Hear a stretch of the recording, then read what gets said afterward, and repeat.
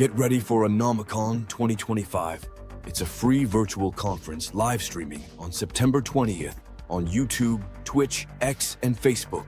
Created by Ryan Sprague of the Somewhere in the Skies podcast, Anomacon unites unique voices from academia, science, and entertainment. Join us for discussions on UFOs, the paranormal, cryptids, conspiracy theories, and all things anomalous. Hear from amazing speakers like actor Michael Ian Black, astronomer Dr. Beatrice Villarreal, marine biologist Shiana Steingass, UFO researchers Peter Robbins and Christina Gomez, and so many more. Plus, our Master of Ceremonies, podcast legend Jim Harold, will guide us through the day. Anomacon kicks off at 11 a.m. Eastern Standard Time and runs all day and night. Subscribe to the Somewhere in the Skies YouTube channel or visit anomacon.com to learn more. Once again, that's anomacon.com. Anomacon, getting to the heart of life's mysteries, one discussion at a time. Tonight, new never-before-seen video off the coast of Yemen showing a U.S. MQ-9 Reaper drone tracking a glowing orb as it flies over the water. Now watch closely as a different U.S. drone drops a Hellfire missile on that fast-moving orb. The missile appearing to bounce off the object, doing very little damage. The orb then zipping away unfazed. The video from October 2024 shown during a congressional hearing today on unexplained anomalous phenomena. That's the official name for UFOs. Do you solemnly swear? Several service members giving their own eyewitness accounts and reacting to that new video. Does this video scare you guys? Yes or no? Yes. Wiggins? Yes. Yes. While our government's official position is not to speculate on this subject, we can choose to let our minds explore other possibilities, to use our imaginations. For if we consider that astroscientists agree on one point, that the possibility of life elsewhere is not only quite probable, some feel it is there without a doubt. Let us suppose then that these objects are real space vehicles, extraterrestrial in origin, and not an illusion of the mind.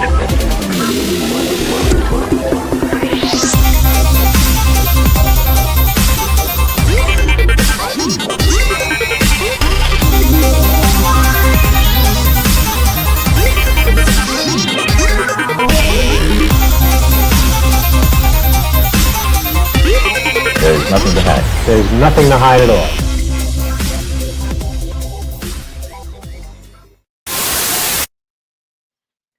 What's up, guys? Welcome to Somewhere in the Live Stream.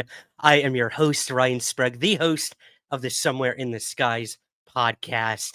If you're new to the channel, welcome. It's so good to have you with us tonight. This is a live stream we try to do every Sunday evening, 4 p.m. Eastern Standard, 9 p.m. UK time. And we try to break down all the latest UFO and UAP related news, space news, and everything in between. And we got some good stuff for you guys tonight. Suzanne, our awesome moderator, is going to be joining me after the commercial break tonight to break down the UAP hearing. What were the highlights? What did we like? What did we not like? What has kept the conversation going from that hearing? We'll also be talking about that Hellfire Missile UFO video that was shown at the hearing. We got some awesome analysis on that from both sides of the spectrum, whether it's believers, skeptics, or like most of us, somewhere in between. We're going to talk all about that as well. We've got some incredible space news for you guys too about Mars and the possibility of life found on Mars. You're definitely going to want to stick around for that. But hello to all our regulars in the chat. I see all of you in there. Thank you so much for being here, guys. And thank you. Everyone's so excited about Anomacon. We played a little clip for you there right at the beginning.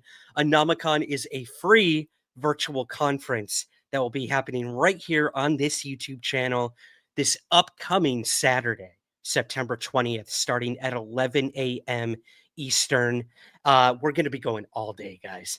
This is an all-day virtual event that you can watch right here for free. We've got speakers in all realms of the anomalous, experts, scientists, academics, researchers, comedians, you name it.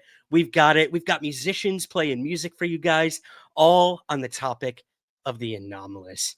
So later in the show, we're going to be going through each of our speakers and what they're going to be talking about, give you guys a little tease of what to expect on September 20th. But if you're not already subscribed to the channel, hit that subscribe button right now, like this video, hit that notification bell so you don't forget about Anomacon coming up. And we'll be flashing that website on the screen for you guys all night tonight as well. Anomacon.com is where you can learn more about the event. Our sponsors for the event, our incredible sponsors who have helped us out, and all of our speakers as well. Yes, we do. We have merch too for Anomacon. So if you want to rock that merch and support Anomacon in style, go over to the website and we've got a tab up at the top for merch. And I'd love to see it. Send me photos of you with your Anomacon merch. I've got my my mini poster here of Anomacon that I put up just for tonight. So I'm super excited about Anomacon. It has come together beautifully. So yeah, we'll be talking more about Anomacon later in the show. But tonight is also the last night that you can support Anomacon. And that is in the form of super chats, super stickers, buy me a coffee, PayPal. We'll have QR links up for you guys all night. And you can find all of the links to those donating platforms in our show notes below. Every penny that you donate tonight will go to help support Anomacon. And that goes to our speakers, that goes to all of this streaming equipment that we use, and it also goes to a charity, Doctors Without Borders. So your money will be helping people, it'll be helping our speakers, and you'll be helping the event overall. So we have a goal tonight of 10 super chats of any kind. Help us out if you can. We would greatly appreciate that. That will be open all night, and all super chats will get highlighted. And if you have any questions, put them in the super chat too. And Suzanne and I will try our best to get to all of those with you guys tonight as well. On a similar note, I got some new reviews of the podcast. You guys listened. I believe it was last week. I told you to go over to Apple Podcasts, rate and review the Somewhere in the Skies podcast, and leave me the code word, the secret code word, or words, I should say. And that was crystalline potato. Just a little callback to something we talked about last week, and you guys did it. You pulled it off. So I want to thank these brand new reviewers over there. Let's go through these first. We have Stirfest, who said, always one of the best. I've been listening to Ryan for years, and he's one of the best, most sincere, and most humble in the UFO podcast biz. He has so much knowledge, treats every case and witness with a healthy dose of skepticism. Keep up the great work, Ryan. Crystalline potato. Stirfest, thank you so much. That truly means the world to me. I really appreciate that. Our second review comes from Plaid Octopus. I love that handle. Great nuts and bolts ufological and experiencer podcast with an open perspective that leaves all options on the table. Ryan has a tremendous amount of knowledge on the topic, but enters every conversation with humility. Quite amazing to hear him interview novice filmmakers with the same respect and curiosity that he interviews heralded and renowned pundits and scholars like Dr. Diana Walsh-Pasulka. Always bring popcorn and a notepad to every episode. Plaid Octopus, that is so kind of you. I truly do appreciate that. And your review is titled Crystalline Potato. And our last one here comes from Barefoot Indie. Ryan tackles the world of UFOs, a topic with as many facets as a crystalline potato, with heart and humor. 5 stars across the board, guys. Thank you so much. If you want your ratings and reviews read on the show, you can head on over to Apple Podcasts right now, or not right now. Stay here.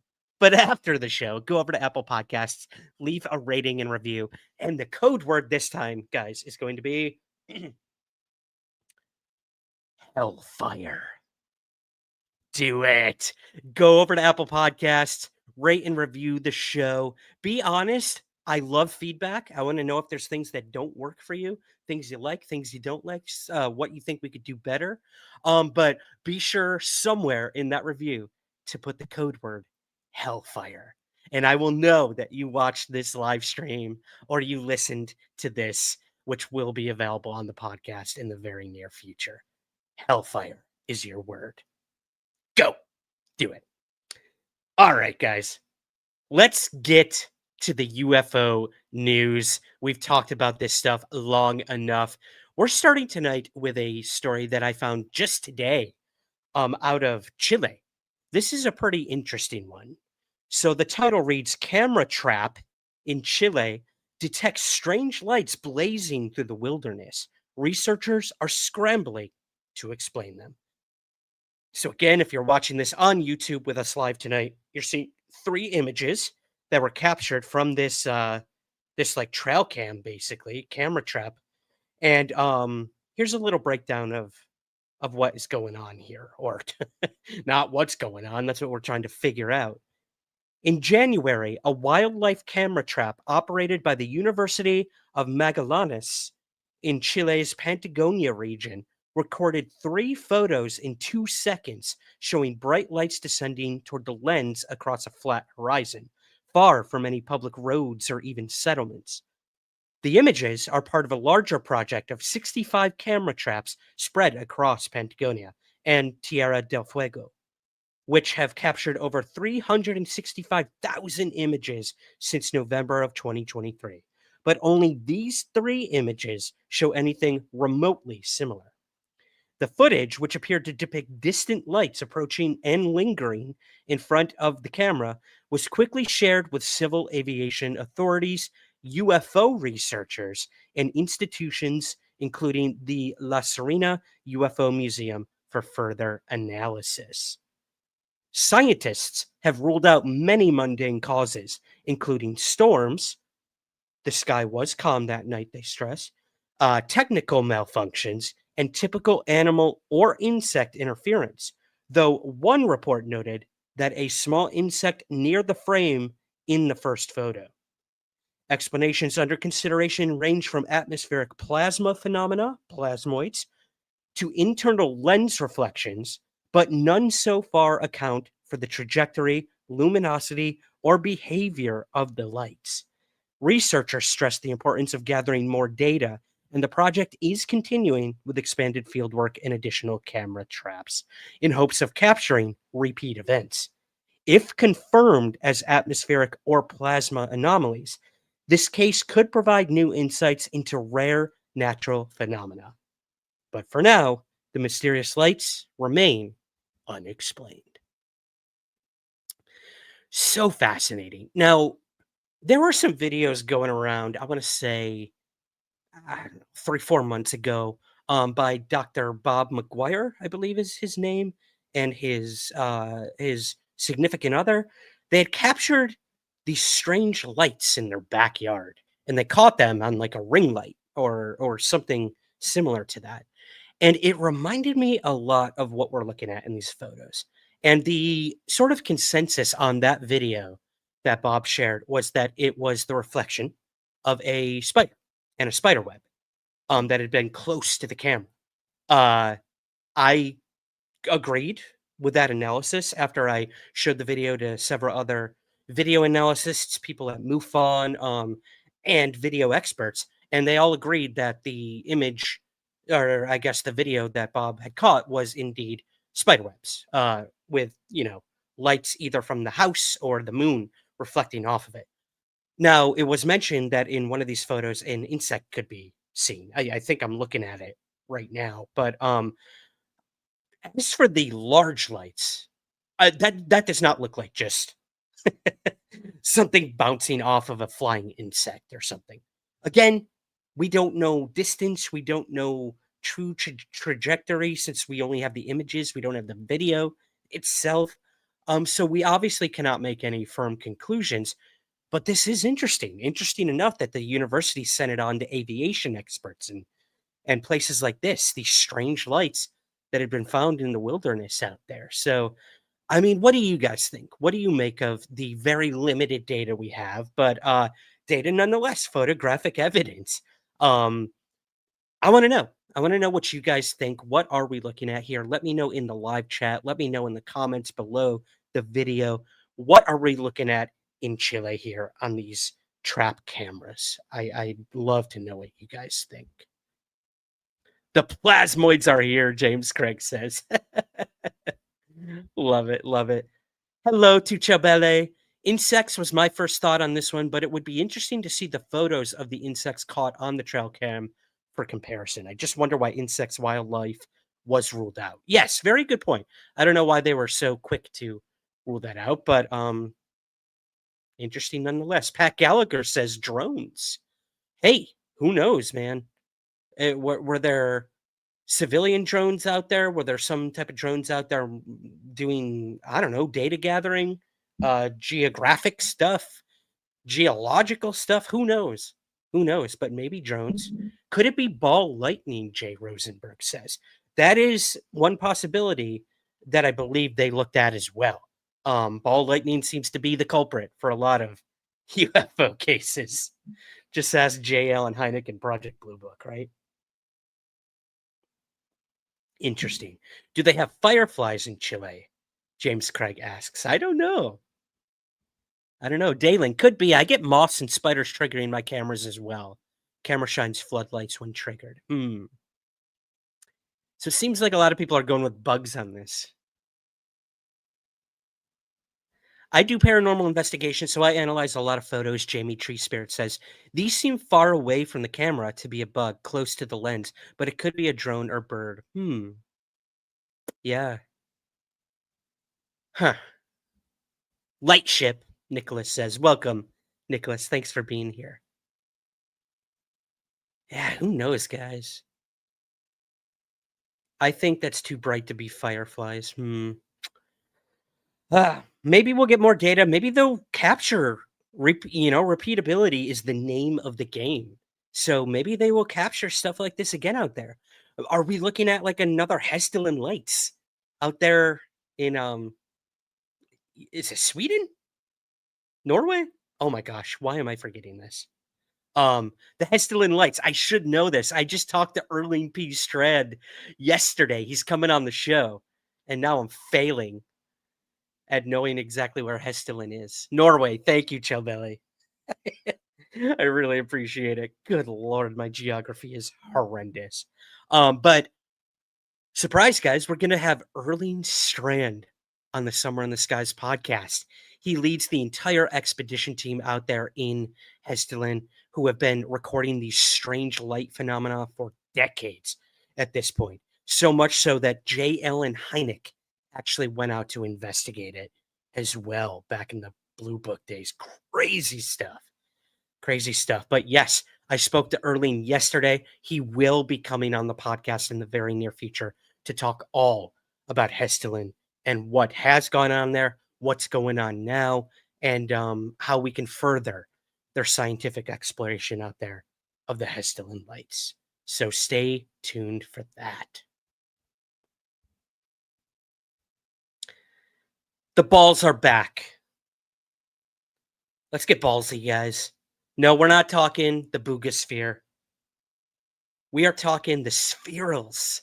Remember Avi Loeb's balls?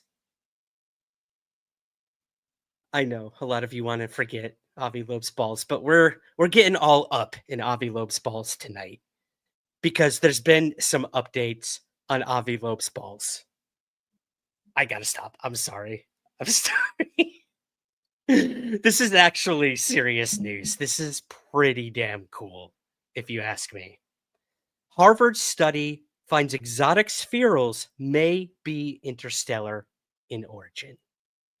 Now, some time ago, we had Dr. Avi Loeb on the show to talk about these spherules back when they were first discovered at the in the water out near Papua New Guinea, and they had been going through crazy, rigorous pressure tests on these things, and they could not figure out what these things were. But it seems that we have some updates on Avi Loeb's balls. I had to do it one last time. That's it. I promise. So let's go ahead and read this news.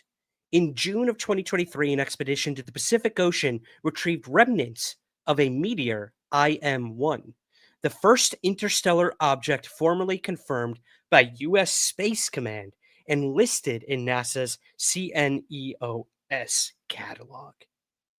The recovered 850 tiny spherules analyzed at Harvard University included a remarkable subset dubbed baffled spherules due to their extraordinary enrichment in beryllium, lanthanum, and uranium, with concentrations up to 1,000 times greater than solar elemental norms.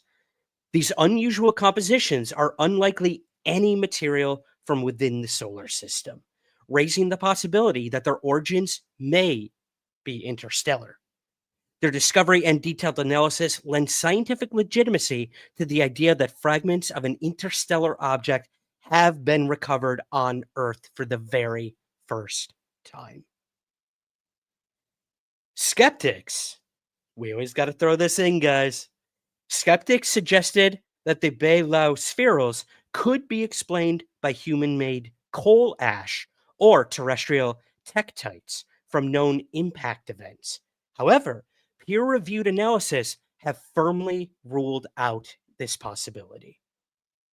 The research demonstrated clear differences between the baffled composition and both coal ash and Australasian tektites, whose elemental abundances strongly resemble Earth's upper continental crust rather than the exotic baffled signature.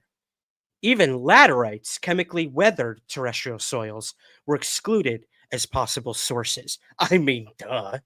I could have told you that.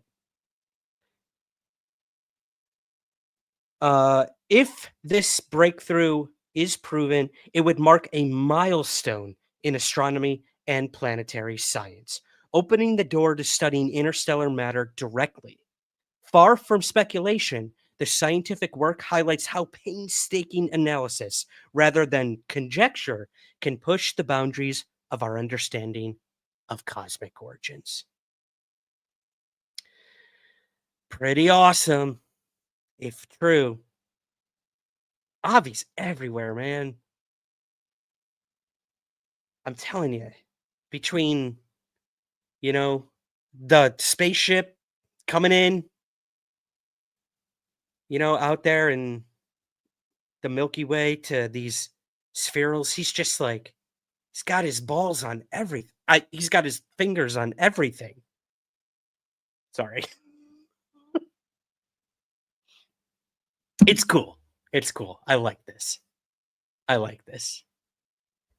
The man knows how to stay relevant, and possibly with good reason. His balls. Let's move on to our next story. This is incredible, guys. Life on Mars. Life on Mars. That's it.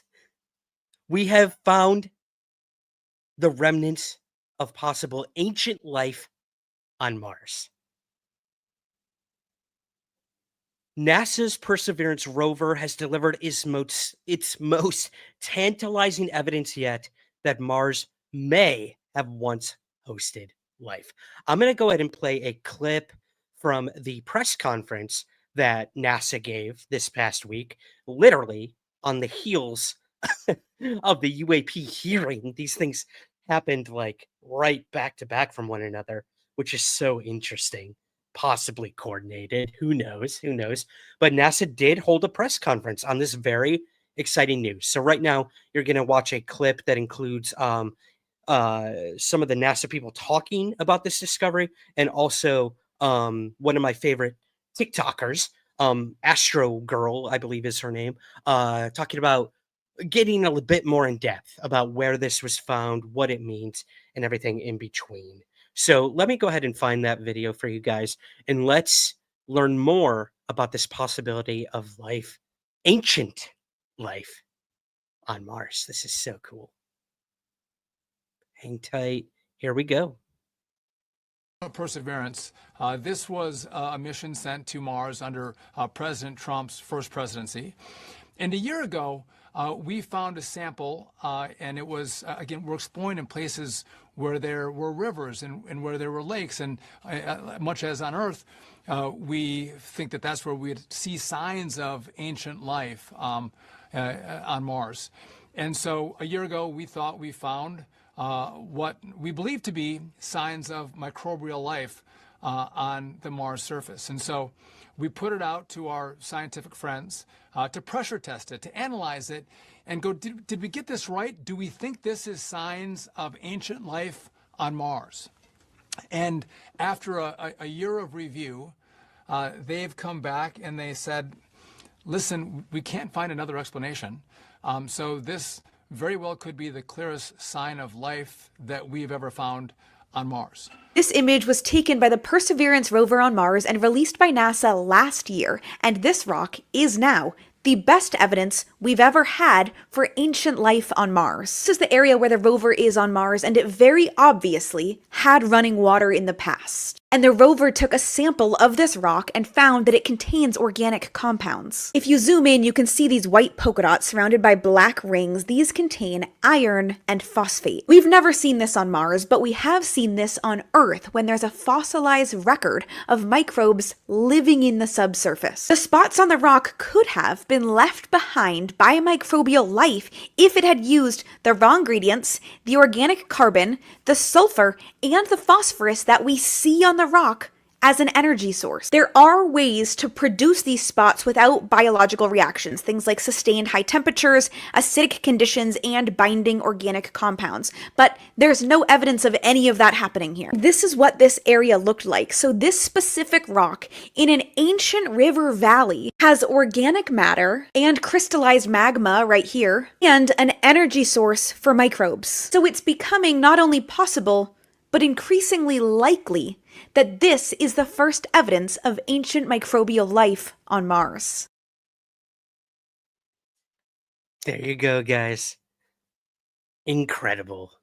Now, the discovery is awesome, but what are some of the possibilities? Dalen points out there, I really did like this. Hopefully not microbes brought by previous Earth probes. That's a good point.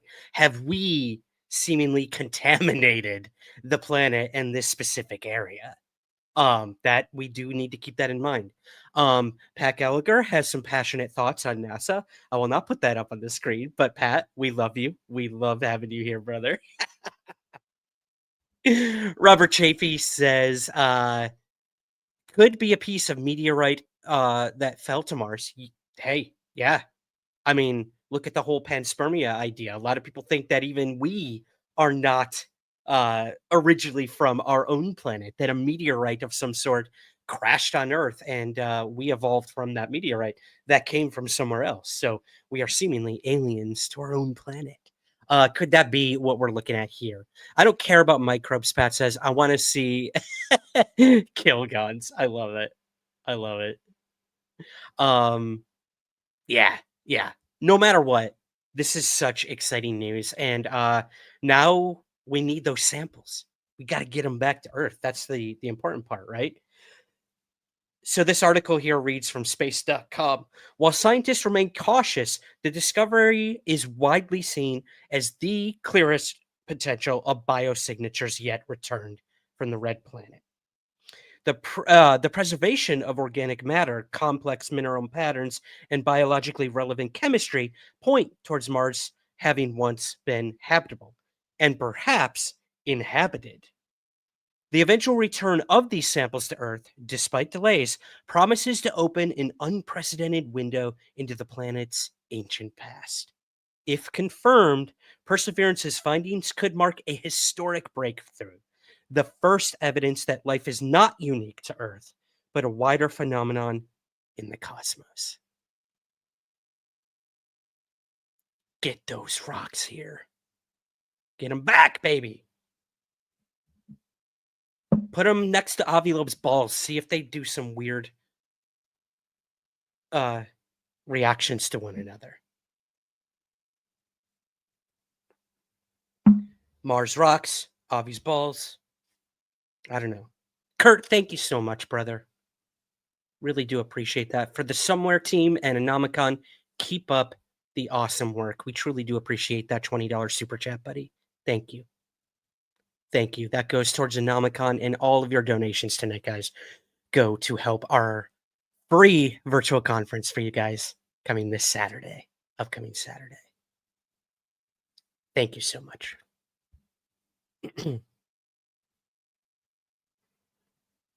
Pat says I'm obsessed with obvious balls. I'm just having fun. I am having a ball tonight. What do I got next? Oh, wow. Guys, let's take a quick commercial break because what are you drinking, James Christ says? I'm going to be honest, man. I got a new spooky mug for the holidays, spooky season, and it has Earl Grey tea in it. You can see it. That's all I'm drinking. That's all I'm drinking. Suzanne's got her wonderful mug, which we will show when she comes on in just a little bit. We're going Alien versus Ghost tonight, it would appear. I'm in a good mood. I'm in a good mood. Look, we're all here. We're all living. We're all breathing. A lot of bad stuff in the world going on. But we can come here at least once a week, get along, no matter your politics, no matter your views on things, and just talk about this one thing that we all have in common. Is there life out there? Has it visited our planet? What other weird stuff is out there that challenges everything we once thought we knew about life and the universe and everything in between? So I don't know. I'm feeling very fortunate and blessed that we can bring you guys an incredible event this week, that we can do this with you guys, our community, that I have the best moderator in the world who helps me every single week.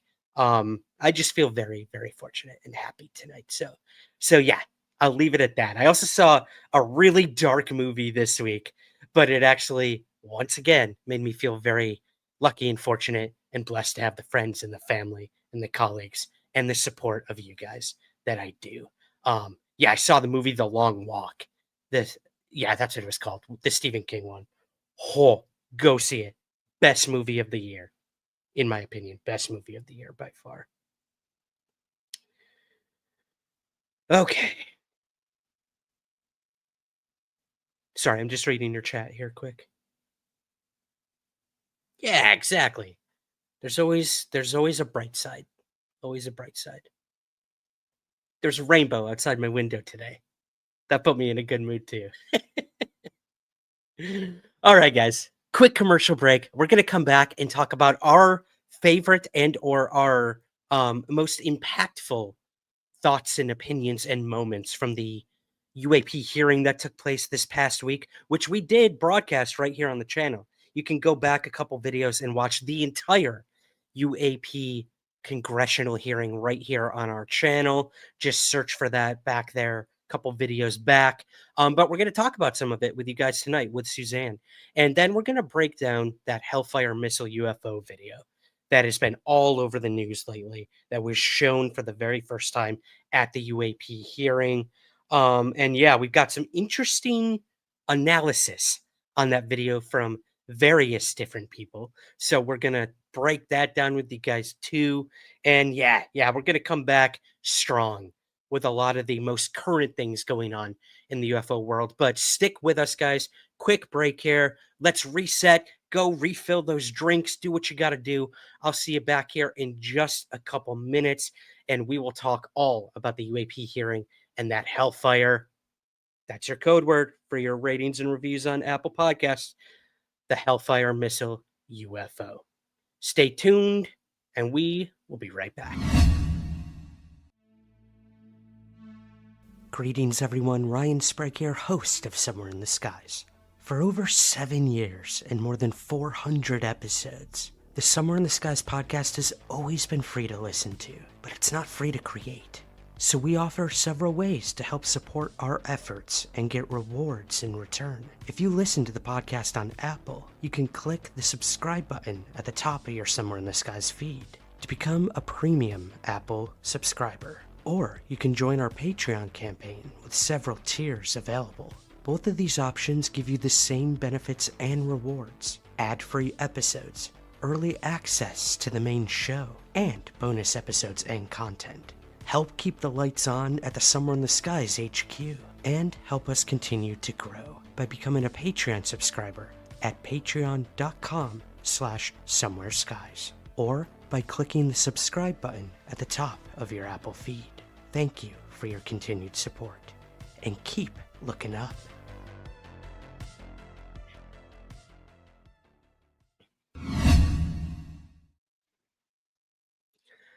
Welcome back to Somewhere in the Live Stream, guys.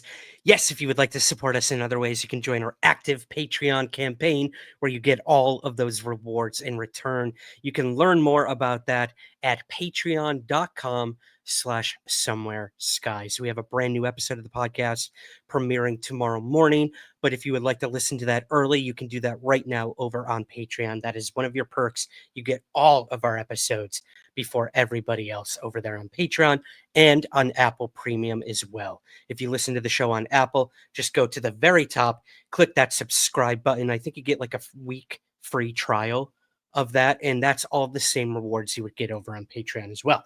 But if you are an Apple listener, that's an easy way. The episodes, the bonus stuff shows up right in your Apple feed. So yeah, Apple Premium, patreon.com/somewhereskies. More ways to help out the show. Thank you in advance to all of you, past, present, and future Patreon subscribers and Apple Premium. Okay. I saw someone mention in the chat that they're getting a lot of ads during the live stream. That's weird. That shouldn't be happening. After this live stream, I'll make sure that doesn't happen to you guys again. Sometimes YouTube, it auto sets that ads will show up while you're watching a live stream, which is utterly ridiculous. I do not want you guys to suffer through something like that. It may have been turned on for some reason. I do apologize on behalf of YouTube for that, and I will make sure that does not happen for our next live stream. It will not happen at Anomacon either. That much I can damn guarantee you.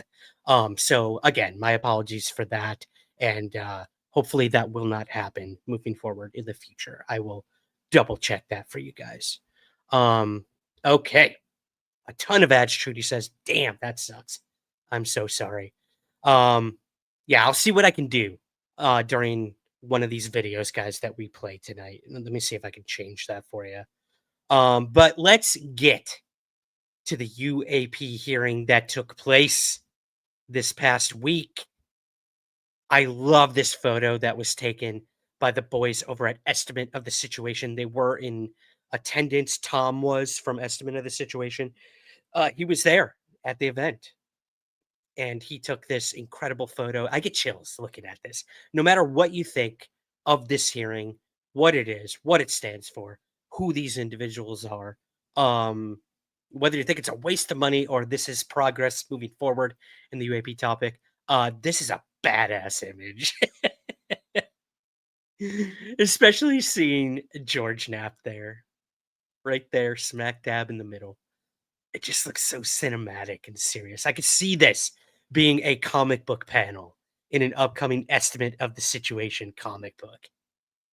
Shout out to EOS. They will be a sponsor at Anomacon, so you're going to see some really fun little promo spots for them throughout Anomacon as well. But they were in attendance, took this picture, and it was an interesting hearing.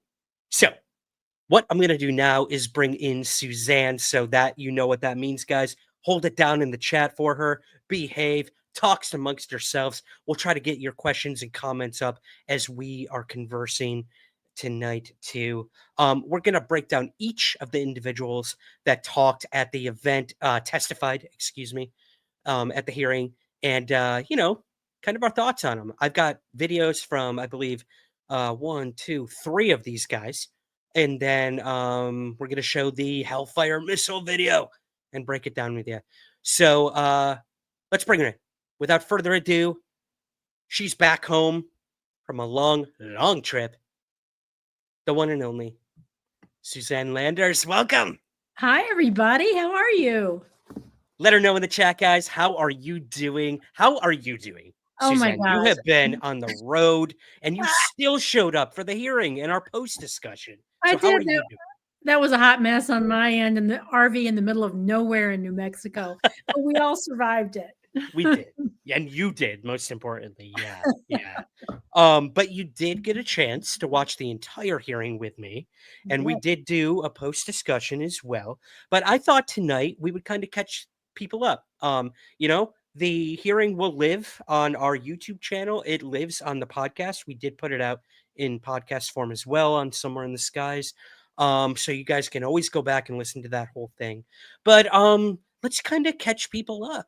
sure. This was the title of the hearing was Restoring Public Trust Through UAP Transparency and Whistleblower Protection. It was held by the Federal Secrets Task Force, and this one really focused on whistleblower protection. They even pulled a last minute additional witness to testify. I want to get his name right here. That was Joe Spielberger, who was a senior policy council project on government oversight official, who kind of painted the picture for us, what whistleblowers are, what they go through, the channels, the importance of whistleblower protection, and how that all may have to do with these whistleblowers coming forward with UAP. I guess let's kind of start with your initial thoughts, your overall thoughts on the UAP hearing before we break down each of these witnesses a little bit. Well, I was trying not to cheer and jump up and down inside the RV during the hearing because on the transparency issue, I think they hit the nail on the head. Did anybody but me not have Representative Luna calling Sean Kirkpatrick a liar? That's how we started. Off the bat, my God, she was like, "Oh, by the way, Sean Kirkpatrick is a proven liar." Yeah, Anyways, let's just get to it, right? that was pretty nuts. I mean, that write that in there. I'm like, oh, this is gonna be a circus. This Yeah. is like, But then which, I thought, Moskovitz backed up the hearing. She started it with that, and Moskovitz at the back end of it basically said the same thing, not quite so frankly, but that we're being lied to, I think was his phrase. So anyway, he has gone on the record of saying, that the last hearing they had, they were told not to ask certain questions by yes, individuals. Jared direct Moskovitz said interference. that. Yeah, direct interference. Oh God. Yeah. But yeah. So, the guys, they put up the hands, they swore the oath, they, said, "I swear to tell the truth," blah, blah, blah, blah, blah. I always get chills when I see them down the line doing that, no matter what you think. It's a historic moment in UFO history, in congressional history. Even if you think it was a big wet fart or a waste of time, if you think it's all BS, I get it, guys. I get it. I understand. But the fact of the matter is, UFOs are being discussed on the congressional floor, and it's going to happen whether you like it or not. Right. A lot of people don't like that their taxpayer money is going to crap like this. There's more important things in the world, people say. I agree. I definitely agree. But right now, right here, this is happening. These people are doing a UFO hearing, and this is what came of it. So let's break that down a little bit. Before we do that, in attendance, we got to go through the list of the people that were in attendance that we could see. We had Stephen Greer was there. Jaime Maussan. This is Ryan and me peeking in the background, trying to figure out who's sitting where. IDing everyone. Yep. So Stephen Greer, Jaime Maussan, James Fox, Jeremy Corbell, as usual. I saw a few other podcasters in the background there. Who else? Let me add it. Our very own Hides and Long Grass was in the room. Hides and Long Grass, of course. Yeah. He was sending us exclusive photos in our Discord, which we do have a Discord, guys. I got to shout that out more. We'll put a thing up here for you. But you can join our Discord. The link is in the show notes, where we continue these discussions after the live stream over there and throughout the week. But yeah, Hides and Long Grass was there as well, was giving us their kind of insider perception of everything going. Was there anything juicy that Hides and Long Grass said that I missed that we didn't bring up? He was right there where we were. It's, oh, look, there's Stephen Greer. Oh, look, here's so-and-so. Man. Yeah. And, he is way undercover on this topic. So I'm not even sure which one he is when you're looking at the photos of the room or the videos of the room. I thought, I wish I could know which one was hides in long grass, but we do not know. We'll never know. Never We'll know. never know. He's nowhere and everywhere. And everywhere. I love it. I love it. Indrid Cold. Yeah, you're right. UAP Gerb was there, who we Yes, played from that's right. clips from a couple weeks Yes, ago. that's Really right. digging his content. Yeah, me if you guys too. Doing a aren't good job. watching UAP Gerb, go subscribe to that YouTube channel. Good You'll stuff. enjoy it. Yeah. It's thoughtful and well balanced. Yeah, absolutely. Okay. So I guess let's go down the line here. We had Jeffrey Nuccetelli, former U.S. Air Force. Yeah. And some of the stuff he brought up was from these events that happened in the early 2000s at Yes. Vandenberg Air Force Base in California, where these huge red rectangles or squares came in from Right. the ocean, apparently. And Exactly. were seen over different sites there at Vandenberg Air Force Base. Near Santa Barbara. Yeah. Yeah, near Santa Barbara, you said? Right. Okay. Right. Yeah, crazy stuff. Now, Jeffrey Nuccetelli was not witness to these red squares, but he was witness to a different UFO later on that occurred. And this red square appeared twice that same night. And he tells the whole story at the UAP hearing and what happened there. And that all of the records of the testimony on these events were allegedly destroyed eventually. He would go on to say, which is crazy.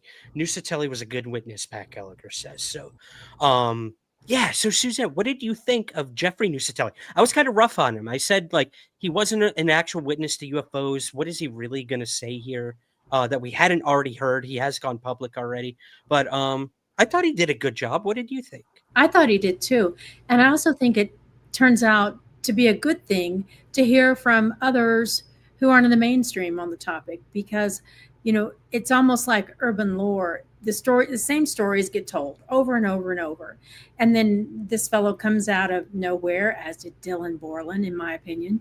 And not only is he willing to report what his friends and coworkers experienced at Vandenberg, but then he had his own sighting and told about his own sighting at his own home, which I thought was just really interesting. And then once again, we're seeing all these basically whistleblowers, or not. Borland was our only really true whistleblower, but all these witnesses come forward at great risk of ridicule. Borland's career is ruined, all this stuff. But here they are under oath, under penalty of perjury, sitting in front of the House representatives doing this. So powerful to me. Powerful. Yeah. Right. And even before we go through the others, I want to say these were the most well-spoken, yes, most eloquent, and most decisive witnesses we have had at one of these UFO hearings. Exactly. They did not meander. George Knapp, I'm going to call George Knapp out a little bit. During his opening statement, he went off script. These guys, all of them, basically read from their official letters that are put into record at these hearings. They kind of just read from those, and that makes sense. Like that's what you do. Knapp was like, no, you guys have it. I'm going off script here, baby. And he did. I loved it. I loved hearing from him. I didn't know what to expect. On George, he was the one I was least interested in. I thought, well, he hadn't had a single firsthand experience that he's ever talked about. Maybe there's one, we don't know. But I ended up really fascinated by what he had to tell, the House speakers, whatnot, the House representatives. So I don't know what your thoughts were, but I thought good. Yeah. Well, let's move to George Knapp. We'll get back to Chief Wiggins in just a moment here. George Knapp. I mean, if you don't know who George Knapp is, guys, I'm sorry. Like, time to go home. Yeah. Yeah. Do your homework. Journalist for KLAS out there in Las Vegas. He was the guy who broke the story on Bob Lazar and Area 51. Whether you believe it or not, he is the reason we know about that base out there, Groom Lake. Exactly. Yeah. And you know, he had a lot to do with kind of exposing Skinwalker Ranch at the very beginning. He's written 2 books about it. But yeah, he's an investigative journalist that's been looking into UFOs for like 4 decades at this point. Right. Crazy. I loved how he crazy. started it, Ryan. I don't know if it struck a chord with you, but he starts out by saying, "This topic's a mess. It needed a good reporter." It did need a good reporter. I can even imagine back then, which just must have been a hot mess. It's like that's how he got involved. This thing needs a good reporter. It's a good precursor. UFOs are a mess. That's a good way to start any conversation with UFOs for sure. I also love how like several of the congressional members were fanboying out over George Knapp. Even Wiggins, Chief Alexandra Wiggins, one of the other so guys calm and collected to watch that. Yeah. But he was like, I grew up watching you on TV, Mr. Knapp. You're a hero. And several of the Congress members were like, George Knapp, I've watched you my whole life. It was hilarious. He was, I will say this, George Knapp was definitely the most popular man at that event. And whether you were in the crowd watching or up in Congress listening, everyone wanted to hear from George Knapp. And I will say this, he brought forward some pretty interesting stuff. A lot of it had to do with why we were here, whistleblower protection, UAP crash retrieval programs, things that George Knapp has been looking into for decades at this point. And we will talk about the Russia stuff too, but I want to show a clip from George Knapp about the UAP crash retrieval aspect to all this. Do you mind if I play that quick? Go for it. Cool. All right, guys, bear with me while I find this video. This was interesting. Here we go. Name I do want to bring up in this session, though, is Robert Bigelow. So looking into the idea of crash retrievals and reverse engineering, while OSAP, that program, was active, the DIA's contractor, Robert Bigelow of Las Vegas, made a bold attempt to acquire physical proof of UFO crashes. It's been widely reported and suspected that Lockheed Martin is one of the contractors, the defense contractors, that has held this stuff, stored it away in secrecy, and tried to figure out how it works. I have confirmed on the record that Robert Bigelow and a trusted colleague from OSAP met with and negotiated with senior executives at Lockheed Martin and hammered out a deal wherein Bigelow's company, Bass, would receive a quantity of unusual material that had been stashed away and protected at a facility in California. That material was not made here. Woo! There you go. So we have George Knapp on the record in Congress saying that Bob Bigelow, the guy who ostensibly was responsible for things like OSAP and Skinwalker Ranch and all this stuff, was about to acquire UAP material, transferring it, and it was stopped by members of Lockheed Martin, one of whom he would go on to name later on, but we'll get to that. Yeah. What did you think about it sounds like an actual craft might have been being transferred when you go then read about other things that he has written on this topic. Sounds like an actual craft, and then it got nixed at the last minute. And I know from doing other research, not from this hearing, that Bigelow had already constructed a facility at the cost of something like, and don't hold me to this, but I think it was like $43 million. Yeah. Planning to get this thing, whatever it was, or these things, and then got the axe. And then I think it's interesting, there wasn't litigation.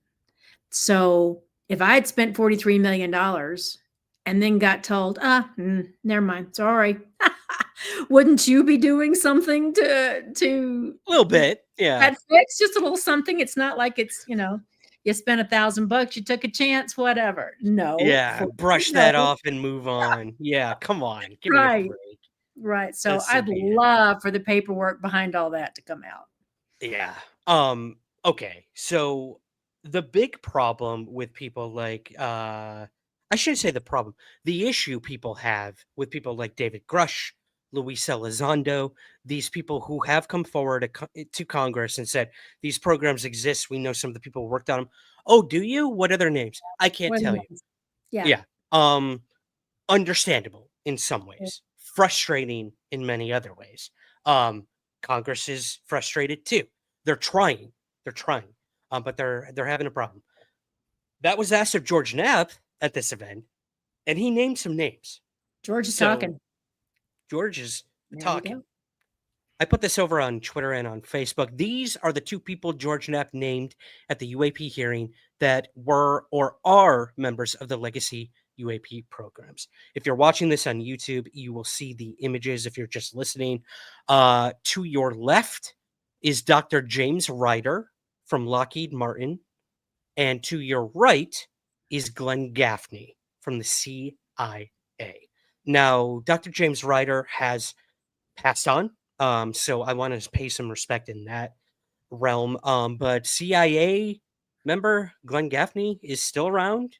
I've seen him updating his social media somewhat recently. So the dude's around, and Right. and he gives talks. He has different jobs now. I don't think he works for the CIA anymore. But I do wonder if this James Ryder, Dr. James Ryder, was the person who stopped the transfer to Bob Right. Bigelow of the UAP, if he did work at Lockheed Martin. And maybe that's why George Knapp named him specifically. I do wonder that. What do you think? Troublemakers. Yeah, I think it's highly likely. I also want to stay open to the possibility that it just looks like Lockheed Martin stopped it.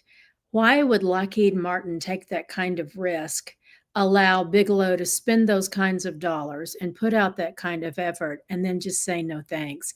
I have a funny feeling higher ups had to have gotten in that mix. It just doesn't quite make sense to me yet. But I would love to be a fly in the inbox of Mr. Glenn Gaffney at the CIA last week. I wonder how many podcasters and others, Congress people, reached out to him like, need a chat. Poor guy. Like, again, he's gone into hiding. here's the problem, Suzanne, and we do have to keep this in mind. This is George Knapp, a journalist, naming these people internationally in front of an international crowd at a congressional hearing. And we have nobody else confirming these two people have been involved in a UAP legacy program in any way. We can only surmise, we can only speculate. One of them is dead, and one of them has moved on from the CIA. There is a possibility that George Knapp is either wrong, is just coming up with these names, or is completely right. Either way, this is going to cause a huge problem for Glenn Gaffney. He is going to be harassed. He is going to be doxxed. He is going to be threatened. And I'm not talking about from the government or journalists. I'm talking about everyday people on Twitter that do those types of things. And Susan Goff's already given them the stink eye. That too. Nobody wants her stink eye. Don't you say anything, Gaffney. We know how you get after two Chardonnays on a Sunday night. Exactly. Yeah. Well, I've thought a lot about him this week and what his week must have been like. I do wish he would step out and say a little something, and maybe somebody will eventually capture him for an interview directly on this topic. I think if it doesn't happen, our eyes need to stay on that. If it does happen, we'll listen. We'll see what he says. We'll judge it, whether we think he's being truthful or hedging. But silence to me would scream volumes. It often does. Yeah. Doesn't Very it? good point. Yeah. We're having several questions in the chat about whether George Knapp and these other witnesses were under oath. They were absolutely under oath, which means they are under penalty of perjury, which means if they lie, they can be prosecuted and fined. So this, just like all the other government hearings, this is how it's set up. You cannot lie to a congressional entity on any level once you're placed under oath. If you're not placed under oath, you're free to say whatever. There could be consequences of some type.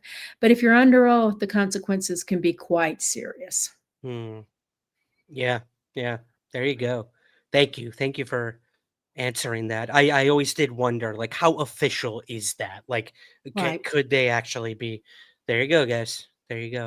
And be prosecuted. Yeah. Wow. All right.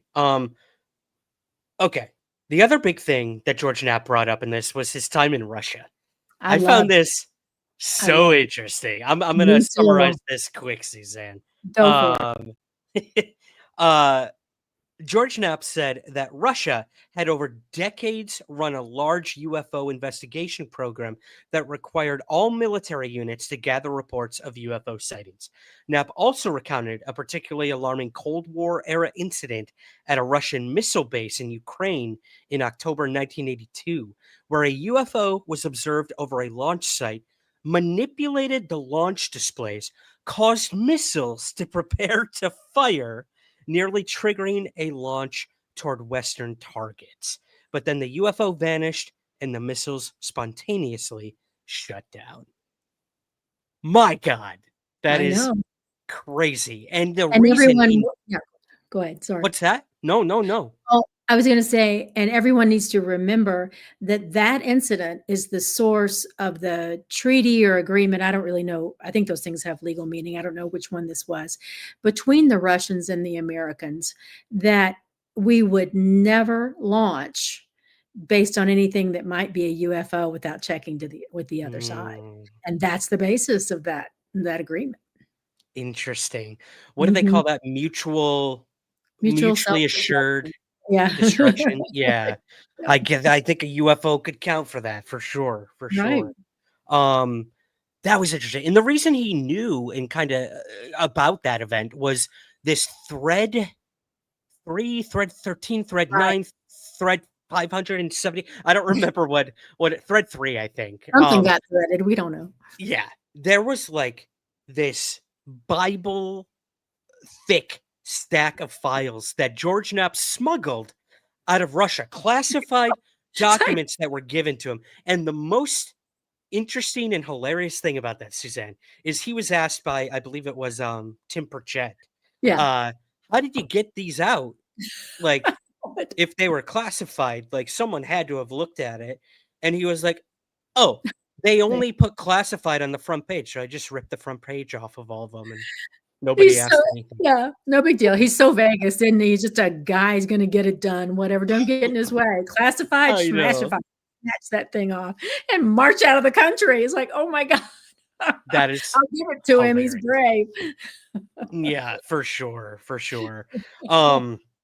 I love that. So Knapp was definitely, I think, kind of the man of the hour for a little while until Mr. Borland spoke. Let's go through Chief Wiggins quick, because I did find his story extremely compelling about these Tic Tacs that he observed, him and his crew. Chief Alexandra Wiggins he's still active duty, which also added another level of credibility to all this. He's still risk. Very good point. 23 years of Navy service. He testified about a 2023 incident involving UAPs while aboard the USS Jackson. And he spoke about his doing with all that. Now, they showed the video of the Tic Tac, not the Tic Tac we're all thinking of, a different event in 2023 where there were 4 objects sighted that were allegedly Tic Tac, all in a formation, all emerging from the water, caught on radar, caught on camera. And Chief Wiggins saw these. He saw them both on radar. He saw them with his actual eyes as well. I have a brief clip from the hearing. Let's go ahead and watch that. You know what, though, Ryan, before you play the clip, I want everybody in the audience to watch his demeanor and watch his facial and body language, because I would love to hear in the chat whether they think he's telling the truth. Okay. Challenge accepted, guys. Let Suzanne and I know in the chat. What do you think when you hear Chief Wiggins? Let's play this video from Chief Wiggins. Here we go. To underscore 3 points for the task force and the committee. Aviation and maritime safety. When crews and watchstanders observe objects that maneuver or accelerate in ways that does not match known profiles and do so near our ships and aircraft, that is, first and foremost, a safety issue. Standardized checklists and training should ensure we capture the best possible sensor data in real time, including IR settings, slant range estimates, and bearing and range altitude snapshots, and immediate chain of custody for any recordings. Reporting without stigma, protection without retribution. Sailors need to know that reporting UAP encounters will not harm their careers. Congress can help by reinforcing witness protection and by directing the relevant office to maintain confidential, destigmatized channels for service members who step forward with data. Declassification and transparency where possible. The task force declassification mission is directly relevant here. Where operational security permits releasing metadata preserved sensor excerpts or at least technical summaries would improve public trust and accelerate outside scientific scrutiny. That includes, when feasible, the time geo-reference IR frames and radar parameters needed for independent analysis. To be clear, I am not here to make claims beyond my lane. I am here to provide a first-hand account of what I saw, what our systems recorded, and why it matters for safety, for intelligence, and public confidence. My request to you is practical. Help us capture, protect, fairly evaluate the evidence, and provide a safe pathway for those in uniform to report it. In closing, I want to thank the committee and the task force for holding this hearing and for placing this discussion in a forum where evidence can be examined carefully and openly. I appreciate your attention and stand ready to answer your questions. Okay, so I did not play him recalling the event itself. I wanted to actually show what he thinks Congress should do, what should be implemented into the military branches in order to make this all efficient, because it is clear from individuals like Nuccetelli, Borland, who we'll speak about in just a minute, that Aero may not be the best place to go with these incidents. Precisely.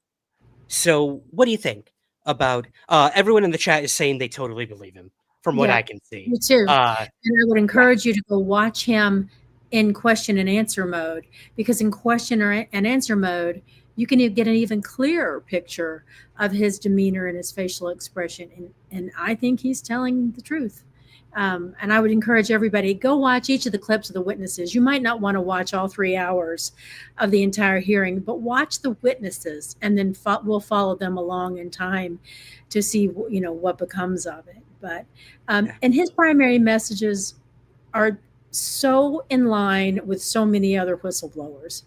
Airspace isn't safe. Let's get it safe. Investigate without retribution.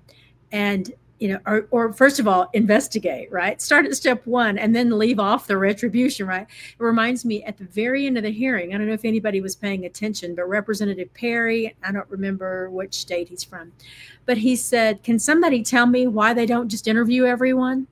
And I thought light bulbs are going off, aren't they? A silence that means something needs to be looked at. And so this witness is doing the same thing. But if the skies aren't safe, and reporting isn't safe, what are we doing? What are we doing? Exactly. What are we doing? Yeah. Now, what are we doing? You brought something, and we don't have to dive too deep into it because I know neither of us did a ton of research, but something happened after this hearing with Representative Robert Garcia when it comes to aerospace safety, aviation safety. Do you have any of that on hand, Suzanne, or is that something we should wait till next week to talk about? What do you think? He partnered with Glenn Grothman from Wisconsin. Garcia is from California, and they have re-upped or proposed what's called the Safe Aerospace for Americans Act. Okay. Which I think is interesting. Maybe that's what you're thinking. You may have something else. That's it. Nope, that was it. Yeah. And what that does, which I'm following along, is makes it a safe space for both civilians and pilots to report the UAP. The act actually puts the protections in that are missing for these witnesses who are military or commercial flight folks, and it will protect them when they come forward. So I thought that's a really interesting thing on the conclusion. I think this hearing, I guess the best way to say it, open some eyes and open some ears, and that you're watching some action happen. Now, how far it goes, we'll see. Exactly. Yep. Okay. I want to circle back to the whole reason this hearing ostensibly existed. And again, the title of it was Restoring Public Trust Through UAP Transparency and Whistleblower Protection. And I had made a comment before the hearing started of, these guys aren't whistleblowers, they're just UAP witnesses. Like, come on. And you pointed it out to me. No, Ryan. One of these guys is a federal whistleblower. And I was like, huh? Yeah. And then when I went and read his letter and then heard his testimony, I was like, holy shit. Wow. Yeah. This guy is an actual whistleblower. There's a reason that they added, what was his name? Spielberger, Joe Spielberger here, to make us understand the actual risk that this man in particular, Dylan Borland, was taking going on the stand. So let's move to Mr. Borland. I think this was the highlight for many people, myself included, of this event. Talk about body language. This guy seemed petrified. And I'm not talking being in front of a crowd, like stage fright. I'm talking what he was saying. He feared reprisal, retribution, Absolutely. some of which he had already endured, and probably a hell of a lot more now after this. Brief little stuff here. Borland shared his own UAP encounter at Langley Air Force Base in 2012, describing a large triangular craft with strange electromagnetic effects, which disrupted his phone. And he said he could actually smell an electricity of some sort in the air as this thing was going over. Like, he could feel it in his bones and muscles, which was so weird. So weird. Right. But that wasn't it. He also talked about the legacy program, which I found fascinating. I'm going to play the clip, and then I really want to hear your thoughts on Borland, because I remember you and I were just bouncing back and forth during his testimony. I wanted to hug the guy. I was like, and this is another one to watch his facial expression and his body language, everybody. Okay. Mission accepted. Here we go, guys. Dylan Borland at the UAP hearing. 2012, my team was on standby for weather, and I returned to my barracks on base, and at approximately 0130, I saw an approximately 100-foot equilateral triangle take off from near the NASA hangar on the base. The craft interfered with my telephone, did not have any sound, and the material it was made of appeared fluid or dynamic. I was under this triangular craft for a few minutes, and then it rapidly ascended to commercial jet level in seconds, displaying zero kinetic disturbance, sound, or wind displacement. And as I began walking towards the light, towards the flight line and the track, the light then flies across the base, across the flight line, and as it flies to me, a triangle manifests around the light. I can't tell you if it's active camouflage, I can't tell you if it appeared around the light, but I can tell you that it was a white light, and then it was a triangle. It stopped about 100 feet in front of me and approximately 100 feet above me. My telephone got extremely hot, completely froze, dead. I remember how thick it was. It was between 1 to 2 stories thick, equilateral triangle. I could never see the top of it, and the edges were 90 degrees. I'm a federal whistleblower, having testified to both the ICIG and ARROW with direct firsthand knowledge of and experience with craft and technologies that are not ours and are reportedly operating without congressional oversight. Because of my direct knowledge of the reality of certain legacy UAP programs, my professional career was deliberately obstructed, and I have endured sustained reprisals from government agencies for over a decade. From 2011 to 2013, I was stationed at Langley Air Force Base, Virginia, conducting 24-hour operations via manned and unmanned aerial vehicles for Special Operations Forces in the global war on terror. During the summer of 2012, my team was on standby for weather, and I returned to my barracks on base and at approximately 0130, I saw an approximately 100-foot equilateral triangle take off from near the NASA hangar on the base. The craft interfered with my telephone, did not have any sound, and the material it was made of appeared fluid or dynamic. I was under this triangular craft for a few minutes, and then it rapidly ascended to commercial jet level in seconds, displaying zero kinetic disturbance, sound, or wind displacement. Is this repeating? I just want to make sure. Oh, I'm not sure it's repeating. Okay, I'm going to keep playing it then. Watch Some years Corbell after in the that background. experience, I was further exposed to classified information from the UAP legacy crash retrieval program through a sensitive position I held within a special access program. During this time, intelligence officers approached me in fear for their own careers, citing misconduct within these programs and similar retaliation that I was already enduring at this time. These issues include medical malpractice committed by Veterans Affairs staff, denial of work I performed while enlisted in the United States Air Force, forged and manipulated employment documents, workplace harassment, including colleagues being directed to not speak with me, manipulation of my security clearance by certain agencies, blocking, delaying, and ultimately removing my ability to be employed within the IC. The retaliation I face and the retaliation against individuals I know who worked in these programs is what convinced me in March 2023 to become a whistleblower. I came forward out of concern for people's lives and to ensure I did everything I could to let our elected representatives know the truth about what is really happening in the executive branch. At the end of March 2023, I agreed to meet with Arrow following the suggestion of other federal officials believing it was what our nation required of me. I had reservations with Arrow due to assessments they were reporting publicly at the time as a misrepresentation of the truth. Because of these concerns, I did not share sources and methods information in order to protect current and former federal personnel who had firsthand exposure to technologies of unknown origin. I did not want anyone to face further retaliation beyond what they had already endured. And unfortunately, a staff member ended up getting in some trouble because of that. After David Grush testified under oath in the summer of 2023 and provided historic disclosure, I was then asked to go to the ICIG and did so in August 2023. It was very clear early on during my intake interview, which was video recorded under oath, that the objective was to solely assess how much I know and not move forward with an investigation with new information I provided them. The aftermath of that IG complaint still troubles me to this day. Since my ICIG complaint, I've been prevented from resuming prior employment and can confirm I'm still blacklisted from certain agencies within the intelligence community. In addition, multiple agencies attempted phishing attacks to assess what I had divulged to the Inspector General, including being asked to disclose details of my ICIG complaint during a CI polygraph for a position unrelated to UFO UAP matters as recently as November 2024. As I sit before you today, I and many other whistleblowers have no job prospects, no foreseeable professional future, and a nation every single one of us came forward to defend. Numerous individuals have come forward in various ways to reveal the truth of the UAP reality as patriots and defenders of our nation. Yet many feel discarded, isolated, hopeless, separated from the country they serve. Efforts to rectify this situation for all whistleblowers have been difficult and troubling.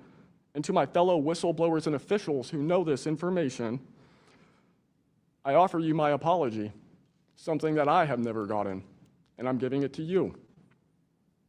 I swore an oath to the Constitution of the United States, an oath that demands truth and transparency for our democratic republic to function. Each day, these truths remain hidden from our citizens. Humanity drifts further from the principles our nation was founded to uphold. Each day, victims of crimes committed by agencies and companies maintaining this secrecy are denied justice as another day our Constitution is shredded.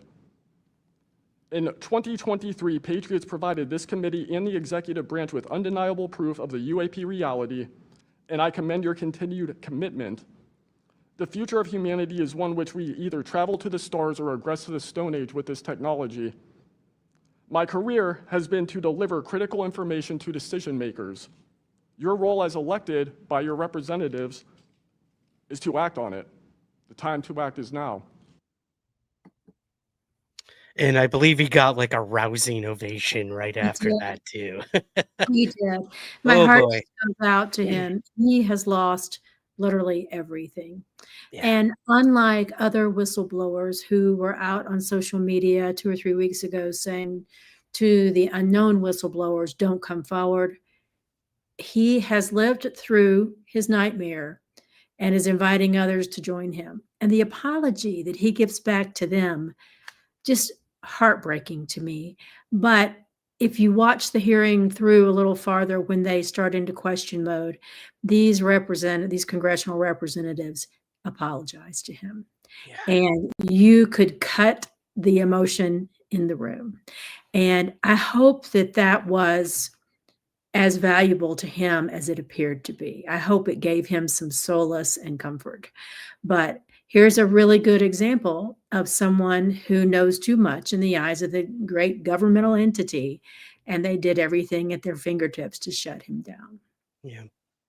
I Absolutely.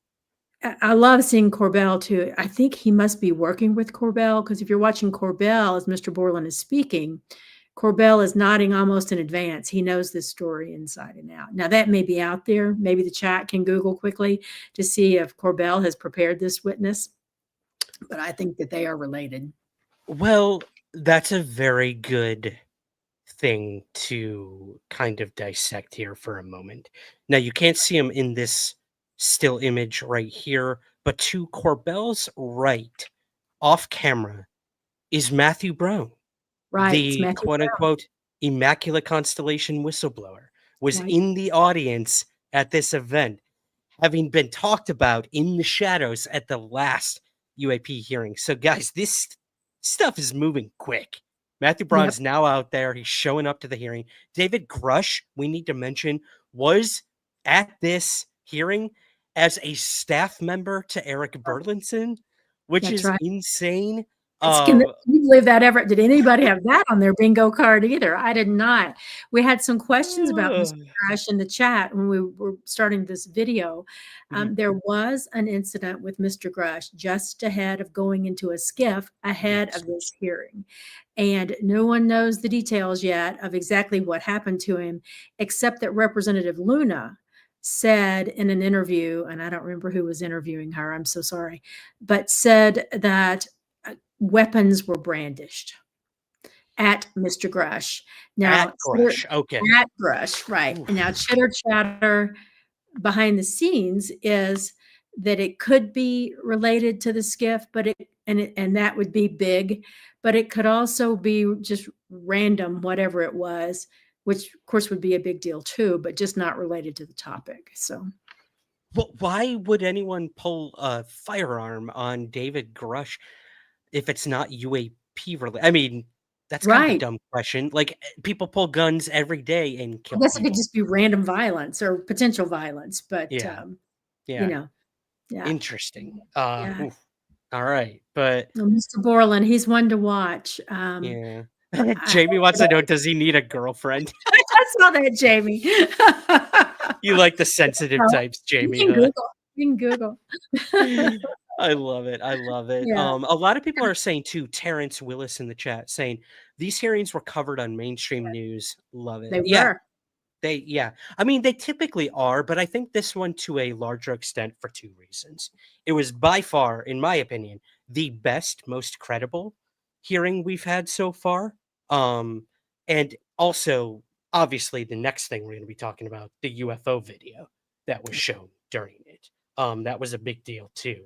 But yeah, I guess we don't really need to talk too much about Joe Spielberger. He was our last witness. Again, he was there to kind of paint the picture for us and make the information accessible to the everyday person on what a whistleblower is, the protections, the lack of declassification on certain things, and the struggles that whistleblowers go through, and why it is such a big risk for them to come forward, and how we can change that. Right. There are things that we can do, and we can apply pressure to our politicians to do something, to support Representative Garcia and Glenn Grothman, I keep forgetting his name, in their new act, or support the UAPDA.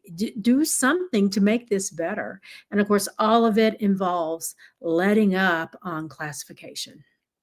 Yes, absolutely. the last thing that Joe Spielberger brought up that was interesting is this, what do they call that? It's like a paradox, I guess, where whistleblowers often, the only people they can report to this information to are the very people that they're blowing the whistle on. So Right. you're in this like feedback An loop of unreliable loop. Yep. Really, a scary, unreliable loop.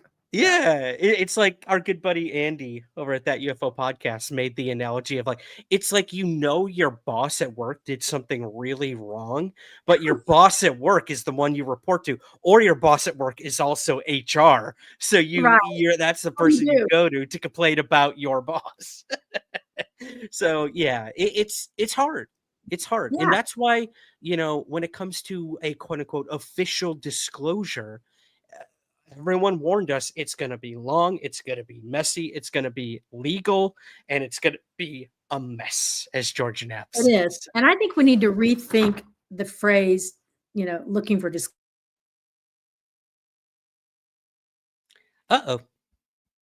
We Lose me? lost you, Susan. Oh, no. Oh, Am I you're back? back. You're back. Whatever. Looking for disclosure, I think, is where Looking we for lost. disclosure, I think, is a dangerous phrase. I think we need to start thinking in terms of looking for an admission.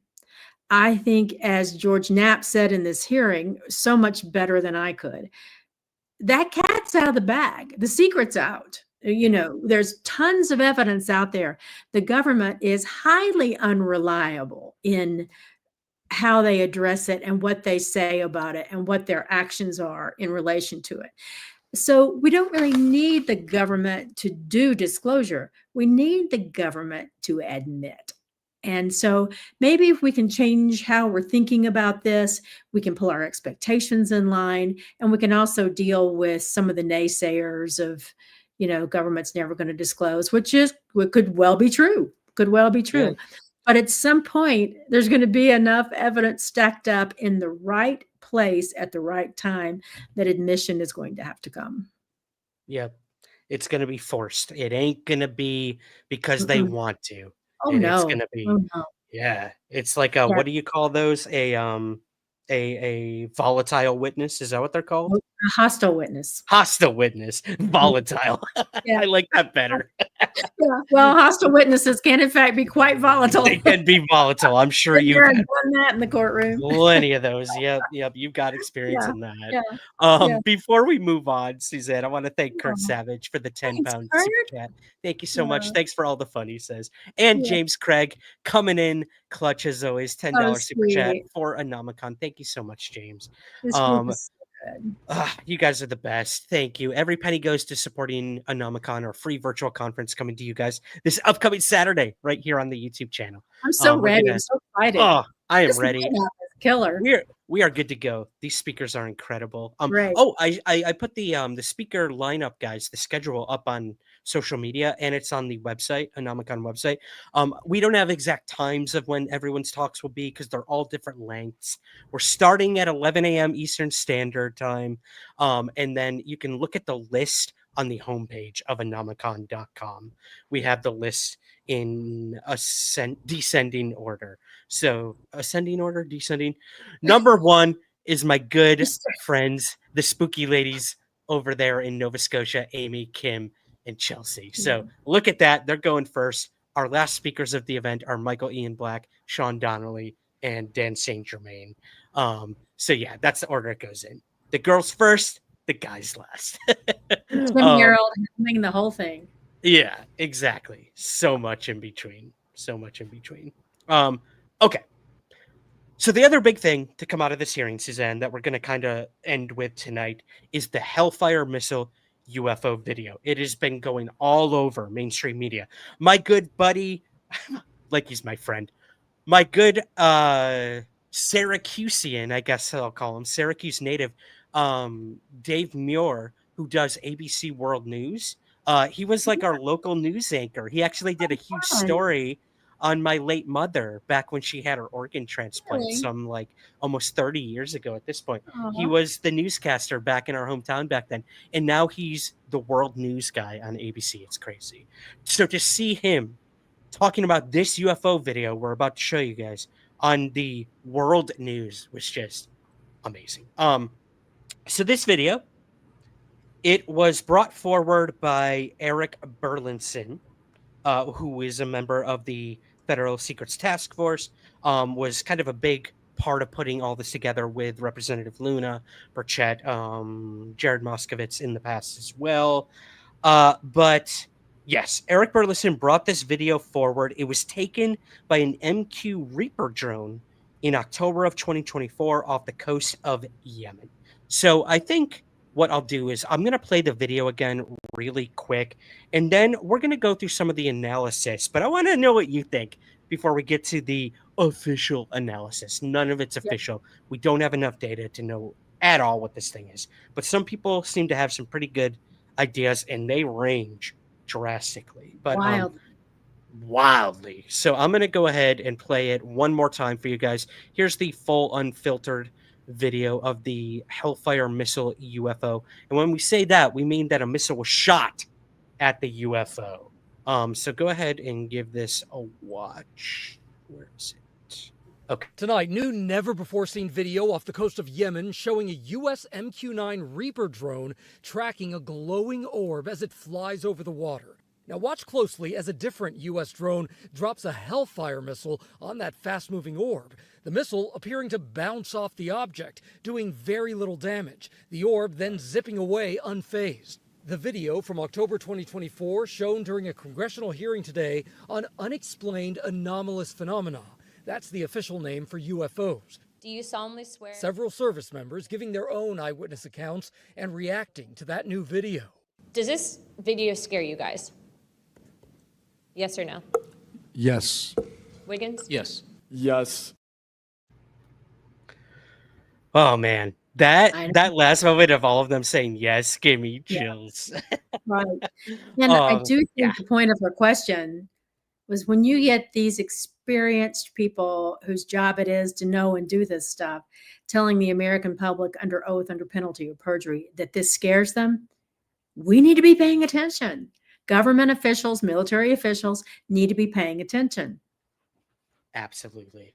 Point well taken. What do you think it is? I'm just going to rip the Band-Aid off. Torn. Suzanne, so torn. explain, demystify this. It's I'm an gonna intergalactic craft, right? Right. It goes from, oh, this is just a balloon to this is a UFO craft that took a hit and just kept going.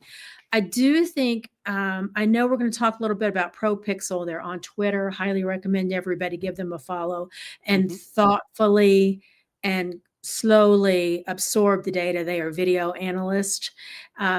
Problem number one with the video was that someone leaked it to Burleson, which makes me think it came straight from a military person. Who knows, though? Could also just be bunk. No way to know. But not only was it leaked, but the metadata was scrubbed. And with the metadata scrubbed from the video, it makes any truly in-depth analysis like ProPixel would do very, very hard. But that doesn't mean they don't have comments, as do others, about what it might be.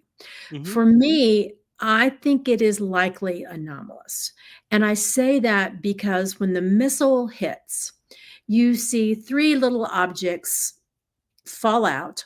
You see this would-be balloon not deflate, not fall, things that balloons would do. You see it continuing on minus these three little things. And these three little things are moving in tandem and continue on. So I'm not willing yet to say it's a balloon. It might well be, and we don't know enough. As I was telling you before we went on air, I had my own experience this last week with a balloon, and in a way that was quite interesting. I mentioned that only to let you know, I do think there are scenarios when the average person on the average street corner is going to see something that looks wild, but might have a prosaic explanation. I'm not there yet for this. So I guess the jury's still out for me. Okay. What about you? What are you thinking? I keep changing my mind. No, that's a problem. And I spent the whole day, I mean, I shouldn't say the whole day, but a lot of time going through the different analyses being done by different types of quote unquote experts, I did the skeptics, same thing. You're not alone. video analysts, even an Air Force pilot. And an ammunitions expert that Andy had over on that UFO podcast. We're going to play a clip from that Good. as well. So what I thought I would do is let's go person by person and get their different analysis and see if this helps us at all or just makes it even more difficult. Sure. Keeping in mind this overall idea, as you mentioned, this was sent anonymously to a Congress member. We have no metadata. We don't know the source, the chain of custody, nothing. So we're left with just speculation. Everyone is right now at this point. Exactly. And even at the conclusion of what we go through today here on the live stream, we're going to be in that same place when we end. So everybody brace. Yes, exactly. So let's go to the first person, and that is Ryan Bodenheimer, a former F-16 Thunderbird pilot, F-15 combat fighter pilot, and commercial airline pilot. Now what he did in his video here on YouTube, he's under, I believe it's Max Air Force something. The channel, just type in Ryan Bodenheimer on YouTube. His channel will show up. And you guys can watch the full video. He does go kind of analyze the video itself. But what I'm going to show of his actually are theories on what that object might be and the technology being represented in terms of how the missile comes in, its impact with this object, what happens after. I found his theories more interesting than the actual analysis, and then we'll get deeper into actual analysis of what we could be looking at. So here is Ryan Bodenheimer, former Air Force pilot, talking about the Hellfire Missile UFO video. All right, here we go. Max Afterburner is the name of his YouTube channel, guys. Go check it out. Here we go. Scenarios, what that UAP could have been. So we don't know exactly what it was, but I want to game out these 3 scenarios that are based on evidence. Each one could explain why the Hellfire bounced off, and each one's essentially crazier than the next. So let's strap in. So in this hypothesis, the UAP is extraterrestrial, and it's rocking tech that we can't touch. The shield absorbs or redirects the Hellfire's kinetic energy, maybe even converts it to fuel the UAP. Can you imagine that? It just absorbs that 1,000-mile-per-hour energy from the Hellfire, and it's like, thank you, my batteries are recharged. I feel like I just had a spa day. Thank you, Hellfire. The reason why it fits is that there's no damage, there's essentially no debris. Again, looks like just some heat signature coming off of the UAP. So alien tech or something from out of this world might be able to do that. And here's why it's terrifying. If ET's got shields that make Chuck Norris jealous, we're essentially playing in the wrong league. They've changed the entire game. They're playing 4D chess, so they're using some sort of plasma weaponry or plasma shields, while we're just sitting back using these Stone Age missiles that use rocket propulsion. Things have completely changed if this is from another world. Now let's talk about scenario 2, which would be advanced human tech. This is our tech in this case, a DARPA black project, so classified that even Congress is completely clueless. Picture a drone with a skin like Tony Stark's Iron Man suit, tanking missile strikes like it's just another day in Tony Stark's life. The Hellfire's energy gets scattered by a metamaterial lattice we haven't declassified. Here's why it fits. The US has a history of secret projects. Think the SR-71 Blackbird. It's unveiled decades later, and here's why it's terrifying. If the Pentagon's hiding tech that outdoes Stark's armor, what else do they have? What else could they have that they're not telling us about? But there could be a good reason why they're not telling us, and that could be to keep it away from places like Russia and China. If they completely expose this technology, now Russia and China know it's there, and it's essentially a UAP extraterrestrial technology arms race. Let's talk about scenario 3, which would be a non-physical entity, and this is the essential wild card of the whole video. If the UAP isn't a physical object, what if it's a projection, a hologram, or some sort of interdimensional glitch? the Hellfire kind of passes through because there's essentially nothing to hit. In the video, it does look like it hits something a little bit, but let's say it completely passed through and there's nothing to hit. That would be just like an image. It would be like Neo stopping bullets in the Matrix with a flick of his wrist. No big deal. But witnesses like Wiggins saw no propulsion signatures and the Vandenberg UAP vanished instantly. So here's why it fits. It explains the missile's failure and the UAP's impossible move. It's terrifying because it means you could be dealing with something that could rewrite reality itself. Maybe it's here sometimes and then decides not to be here when a Hellfire is shot at it. There's just so many unknowns that it definitely makes this a wild card. So each of these scenarios raises bigger questions and answers. Is it alien tech, secret human projects, or something not even physical? One thing's definitely clear to me though. Whoever makes the Hellfire missile is now sitting back going, what the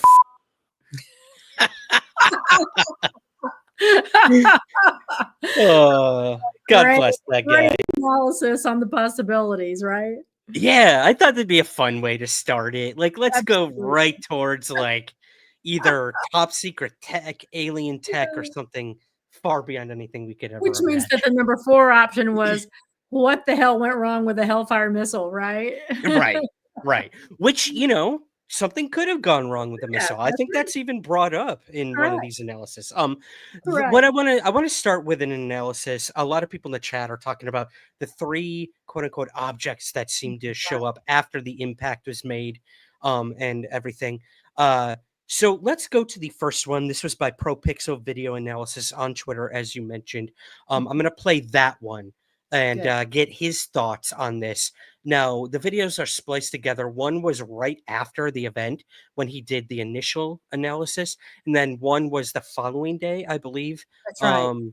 Yeah, I think I spliced them together. I could be wrong. I'm pretty sure I did. There might be like a white flash in between the days that he did the analysis. But yeah, pretty compelling stuff. So let's go ahead and watch that one and get our first kind of initial analysis of the Hellfire video itself. Let's go. Let's go, ProPixel. So is this a balloon or not? I really don't think it is. And all we have to do is look at the kinetic picture, right? The kinetic energy involved at the exchange that happens between the Hellfire missile and the object itself.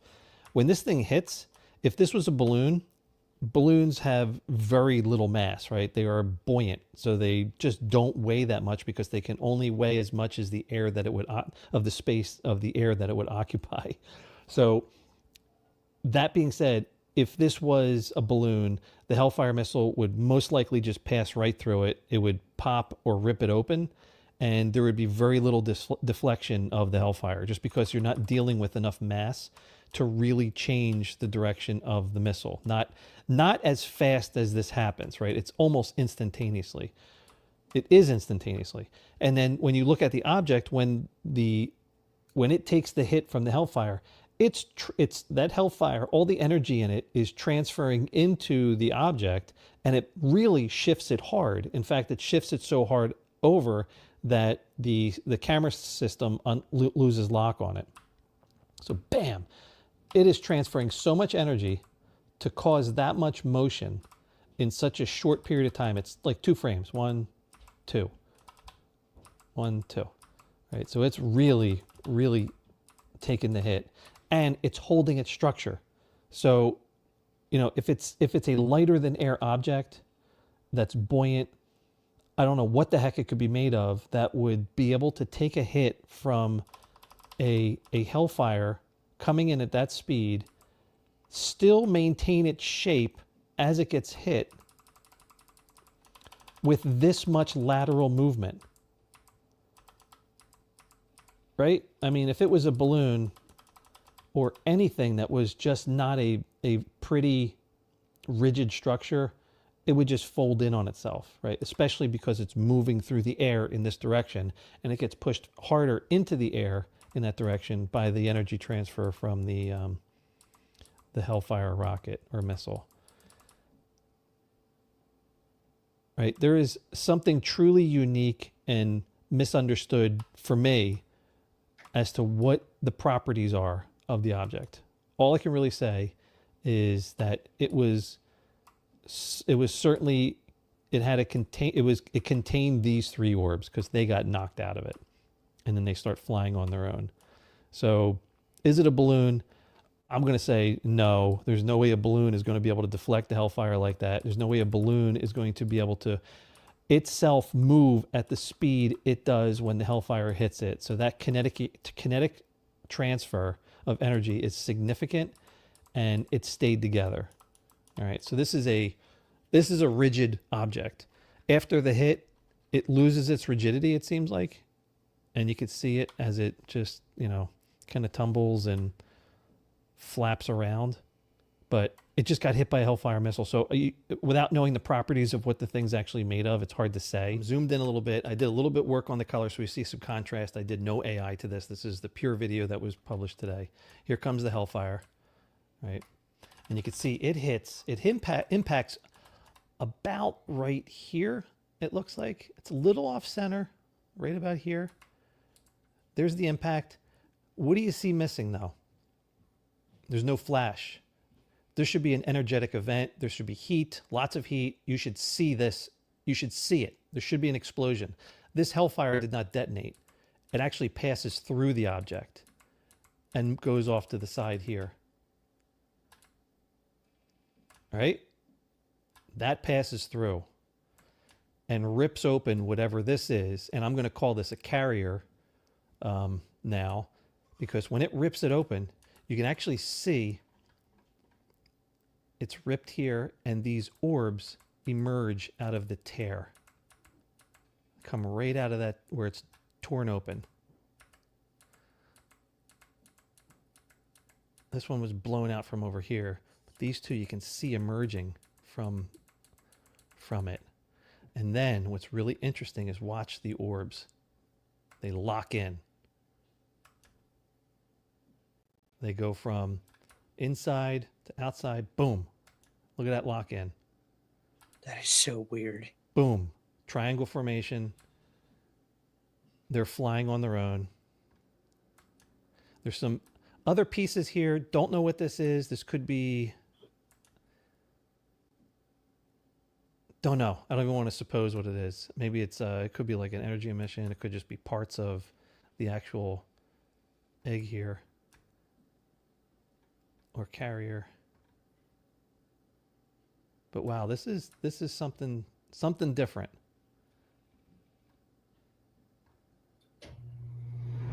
So whatever the object is, the Hellfire needed something hard to detonate. It just went right through it. So that's telling me this is a soft object. It hits, changes direction, actually is energetic enough where it really pushes the object hard to the side. And during that, whatever was inside of it gets ejected. And they are very clearly operating, boom, on their own.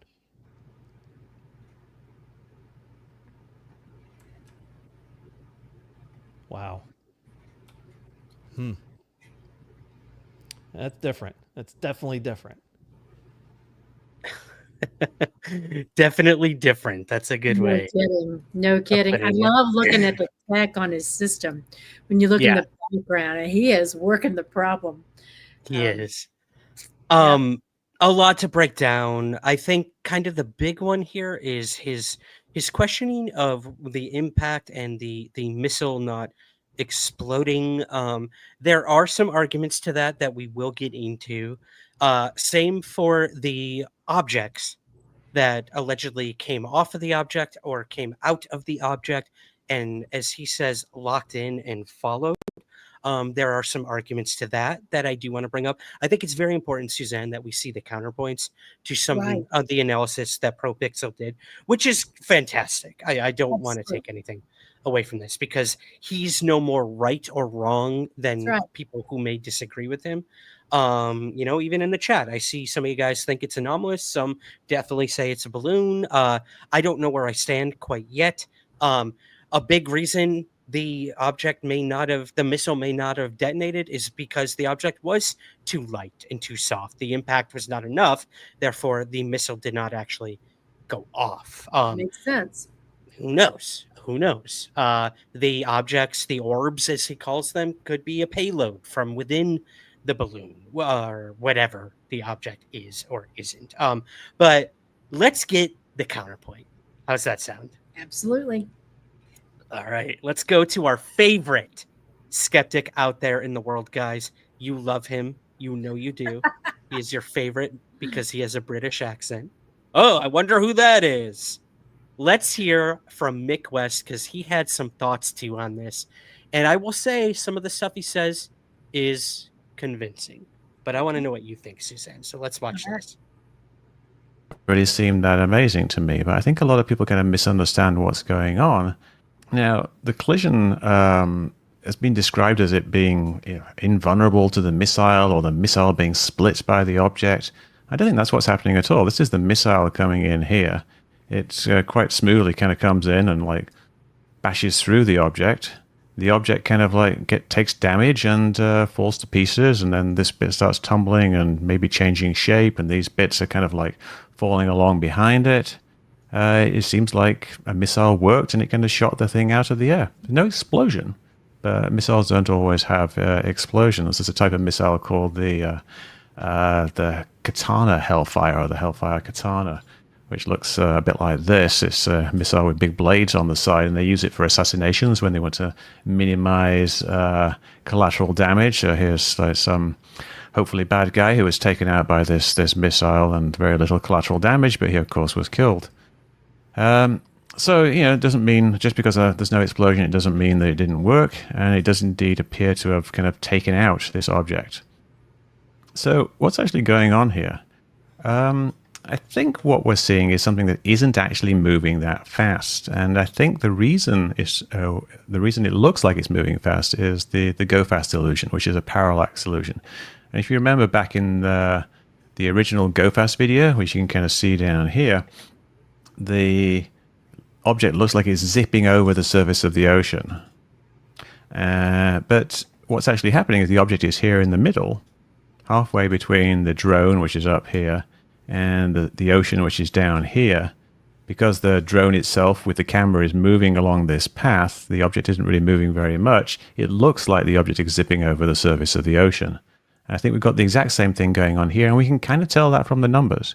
Now, this video doesn't really have very much in the way of information because it's all kind of cut off at the top and the sides, but we do have a few things. Like down here in the corner, we've got these numbers, and we can see them kind of bouncing around a little bit.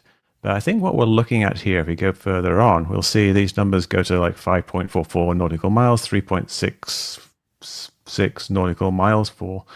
I think what we're seeing here, this is the slant range, which is the range from the distance from you to the object diagonally, just in a straight line. And then the horizontal range, which is 3.65. So that's the distance kind of along the ground between where you are and where the object is. And those two things you'll notice when we go back to where the collision actually happened, back here, and see what happens to those numbers. Right now, they're at 3.4 and 2.7. And if you go to where the collision actually happened, we can see they're going to go from here, we are 3.1 and 2.4, they're going to go to boom, 6.1 and 4.6. Now what's actually happened there is that this laser designator that is used to guide the missile to the target is also doing a range finding. So it is telling you how far away the target is. Now, the target has been knocked out of the reticle here, so it's not tracking the target anymore. So it switches from tracking the target, or giving you the distance to the target, to giving you the distance to the ocean. And you see it goes from 3.1 to 6.1 and 2.4 to 4.6. So basically, it's doubled, which means that this object is not down by the surface of the ocean, which would be 6 nautical miles away. It's just halfway to the surface of the ocean, which is almost exactly the same as the situation we had with GoFast. We had this object that was kind of halfway to the surface of the ocean, and this very compelling illusion of parallax from the motion of the drone itself. So the drone that's taking this video is an MQ-9 Reaper drone. They've got a top speed of 300 miles per hour, cruise speed of around 200 miles an hour, so maybe it's going 200, maybe 250, but it's very, very fast. And so if there's something in the middle isn't really moving very much, then it's going to look like it's moving very fast over the surface of the ocean. Actually, the best explanation, which isn't very satisfying, of course, is that this might just be a balloon. This could be something like possibly just a target balloon. It could be a test of the missile's air-to-air capability. Or it could be something like a balloon being used by the Houthis, the Yemen rebels who are fighting with the Americans essentially in Yemen. And it could be that they're using it for something like a decoy or something like that, and so it got shot down. Or maybe it's a spy balloon. So there's no need to jump to explanations like aliens or advanced technology when something like a balloon, even though it's an unsatisfactory explanation, would actually fit what we see right here. All right, there is Mr. West's explanation. Now, parallax is a big thing here, and we do have to keep that in mind. That could explain a lot of things. That the object actually, when that missile did hit it, it did stop. It didn't keep going, as we've been told. And the only thing actually moving that fast is the Reaper drone above, which is capturing what we're seeing. Same with those three objects, Suzanne. Could they all have just stopped at the surface of the ocean and the camera keeps moving and it makes it look like those objects are following that object? Again, like, I'm explaining this like I'm 10 years old because that's how I see these things, because I don't math well. I don't do analysis well. But what do you think of Mick West's explanation and or theories? I think we have to take his math on the distance between the drone and the object and the ocean as something of significance. And I don't know, as I promised at the beginning of this section of the show, we're going to end up in the same boat at the end of it we start in. Who knows what this thing is? This is one of those times when having the metadata might answer those questions. But clearly, the numbers on the right side of the screen mean something. Ryan, was this just like, was somebody filming like with a camera to a military craft screen, or is this straight off of a screen? I haven't seen anybody talk about that. We don't know.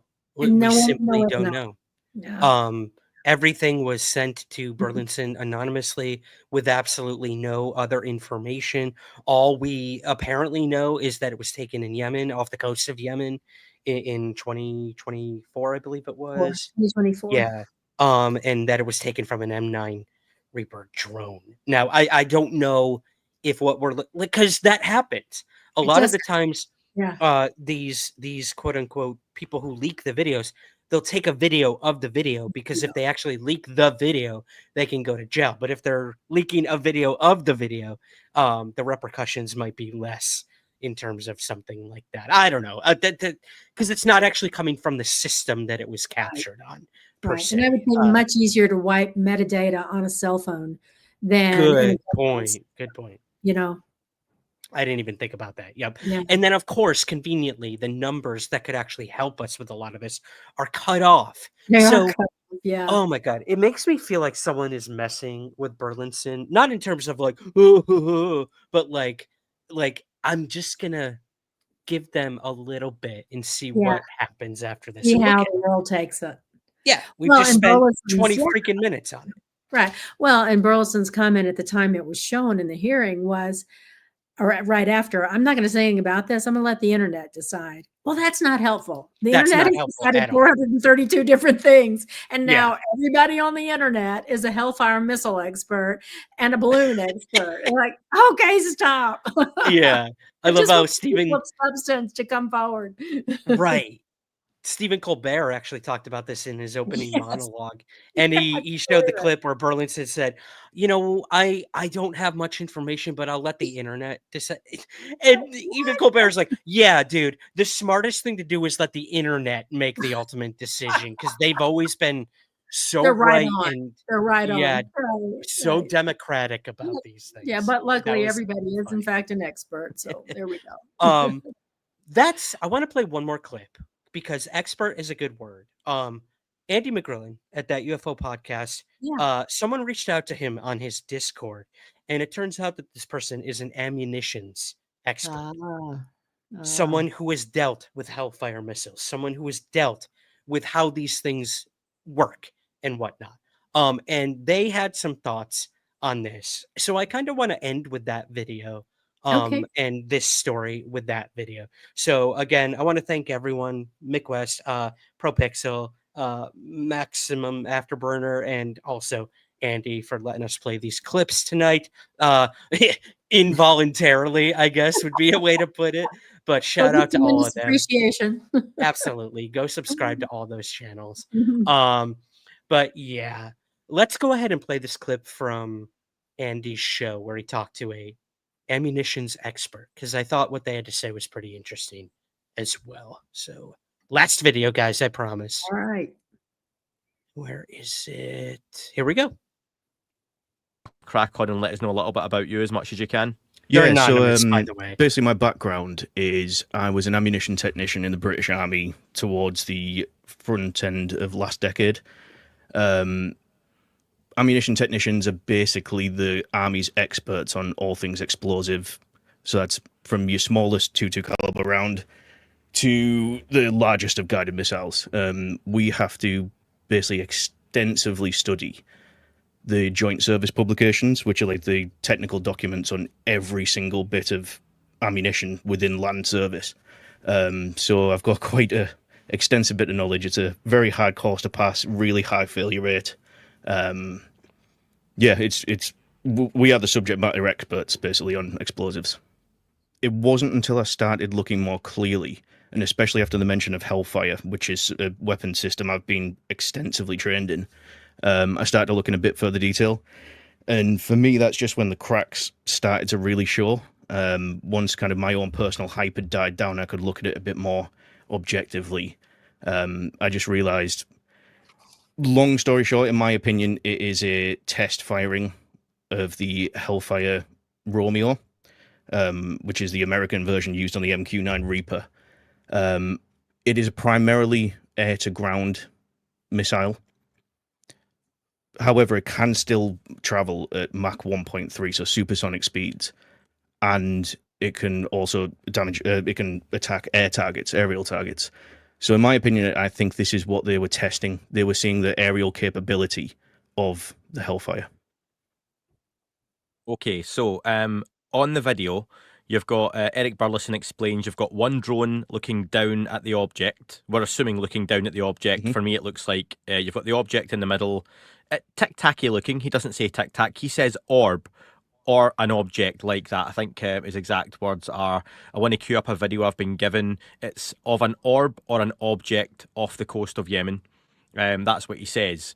He mentions that a missile will then come in out of the side view of the video, but you don't see from another drone, but you do see the missile, and then he kind of says, well, we'll let you see what happens from there.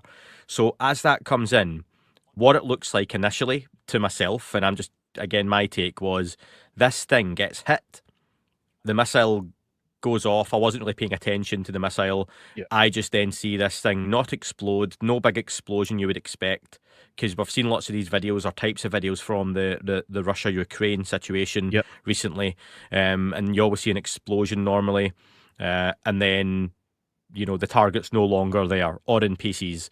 What looks like it happens here is the object manages to keep traveling, albeit with some bits breaking off of it.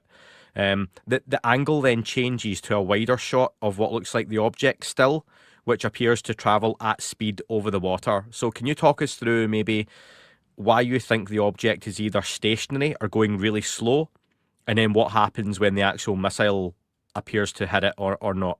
Yeah, so, I mean, to start off with, I think it was stationary, or at least moving very slowly, i.e. with the wind. More than likely stationary. Why does it look like that then? Actually, according to the video, when you first view it, it looks like the object is moving. But what I did was I looked at basically the turret slew, which there's a top compass rose on the video, and it gives you an angle of which way the turret's looking in degrees. On a very small part in the bottom right of the video, it also gives the range to target, and then using maths, you can figure out the speed, the trajectory. And basically what I got was, which I've shared the maths in the Discord as well, if anyone wants to check it out, is it was traveling around 212 knots, which is essentially the cruise speed of the MQ-9 Reaper drone. So it's parallax. The object has to basically be stationary because all the movement you are seeing is completely from the turret slew, the turret turning and rotating as the Reaper flies in its pattern. No, I'm not a debunker. This is just happens to be one thing I actually have some knowledge about. So I was very eager to put my opinions across when people were basically saying incorrect facts about the missile system. All right, so we have vote number 2 for parallax. Interesting, saying that the object was stationary, which to me, unfortunately, Suzanne, kind of sounds like a balloon. Like a balloon, doesn't it? Spy balloon. It could be a balloon that they put up just to test the missile, even, or it was a balloon of some sort from Yemen or the Houthis, I should say, and the U.S. taking it down and getting footage of it.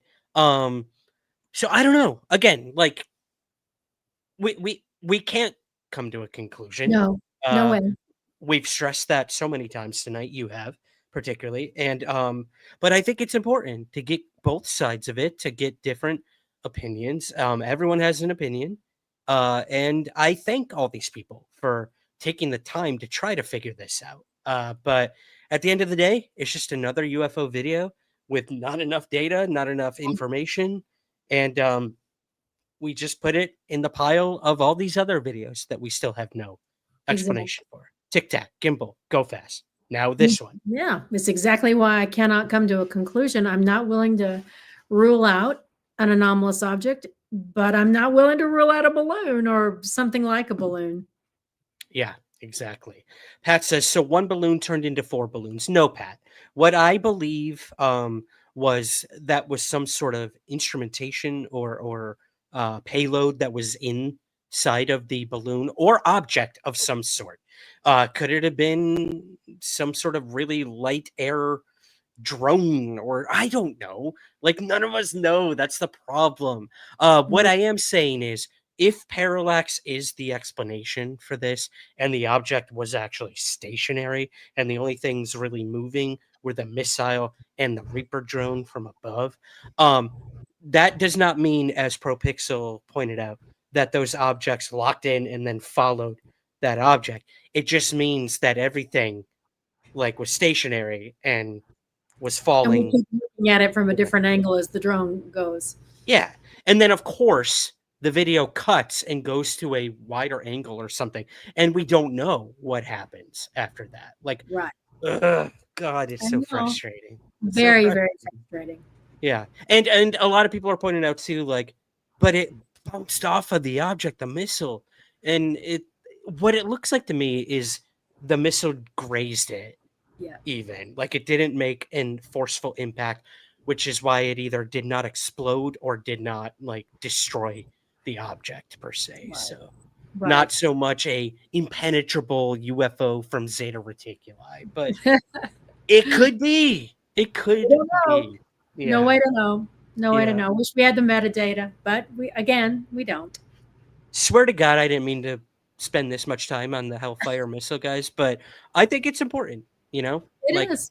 If we can explain it, let's do it. And, while Burleson might be wrong in saying I'll let the internet decide, I do trust that all of these people have the right intentions in explaining what this thing actually was, so that we can either move on and get to the truth, or we can dig deeper into what that object was. But the only person who might know that is the person who sent that video to Burleson, and that we don't know. So they need to be a federally protected whistleblower, don't they? Boom. Bringing it back. Bookending this baby tonight, guys. I love it. Oh, gosh. We have some super chats. Oh, my gosh. Here's you, guys. Kurt. Thank you so much, Kurt. And our other Kurt. I think we got him. We got James Craig. That, guys. James Craig. Jamie. And then Kurt. Yeah. Thank you so much. Another one. So sweet. Really appreciate that. Again, guys, all of your super chat donations tonight are going to help support Anomacon, our free virtual conference coming to you this Saturday. And that's where we're going to end things tonight. Yay. Suzanne, I thought I would tease Anomacon with everybody before I let you go. We have our Master of Ceremonies, Jim Harold, the legendary podcaster, will be bringing us into Anomacon, checking in on you guys halfway through and closing things out for it as well. But you and I will be there all day talking in the live chat, introducing each of our speakers and everything in between. But yes, I'm so honored and excited to have Jim Harold doing So that nice. for One of my us. favorites. He's awesome. And then I'm just going to go through the speakers really quick for you guys. We have Peter Robbins, who's going to be talking about the UN's efforts to establish a permanent UFO agency, something Peter was a part of back in the day. So that's going to be really cool to reflect on that with him. We have Dr. Beatrice Villarreal, who's going to be talking about, are there alien artifacts in the solar system? So she's going to break down those pre-published papers she has going on and talking all about that. We also have Nomar Slavik, who's going to be talking about humanoid encounters and showing some mini documentaries of his. Next up, we have the occultist man himself, Mitch Horowitz, who's going to be talking about parapsychology and introducing us to what that is and why we should pay attention to it. Next, we have Jack Dreer, who's new to the world of UFOs, paranormal cryptids, and he's going to be talking about cryptids as cultural texts, monster theory. We also have Zelia Edgar joining us once again to be talking about Haunted By, which are incredible cases she's compiled that have ghosts, UFOs, and monsters and cryptids all mixed together in one experience. So it's pretty cool what she's going to be bringing to it. We also have Christina Gomez joining us once again to talk about UFO cases from the Vietnam War. Christopher Susi, first-time guest in Anomacon, is going to be talking about curating nightmares, running a paranormal museum. He runs the Savannah Paranormal Museum that just opened this past year, of which I am going to be curating their UFO exhibit.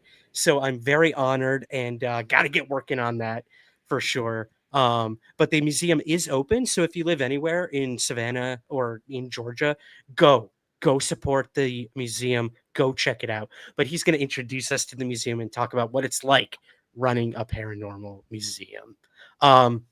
We also have Richard Dolan, historian, joining us, new co-host of the Need to Know podcast. Richard Dolan's going to be talking about tic-tac UFOs throughout history.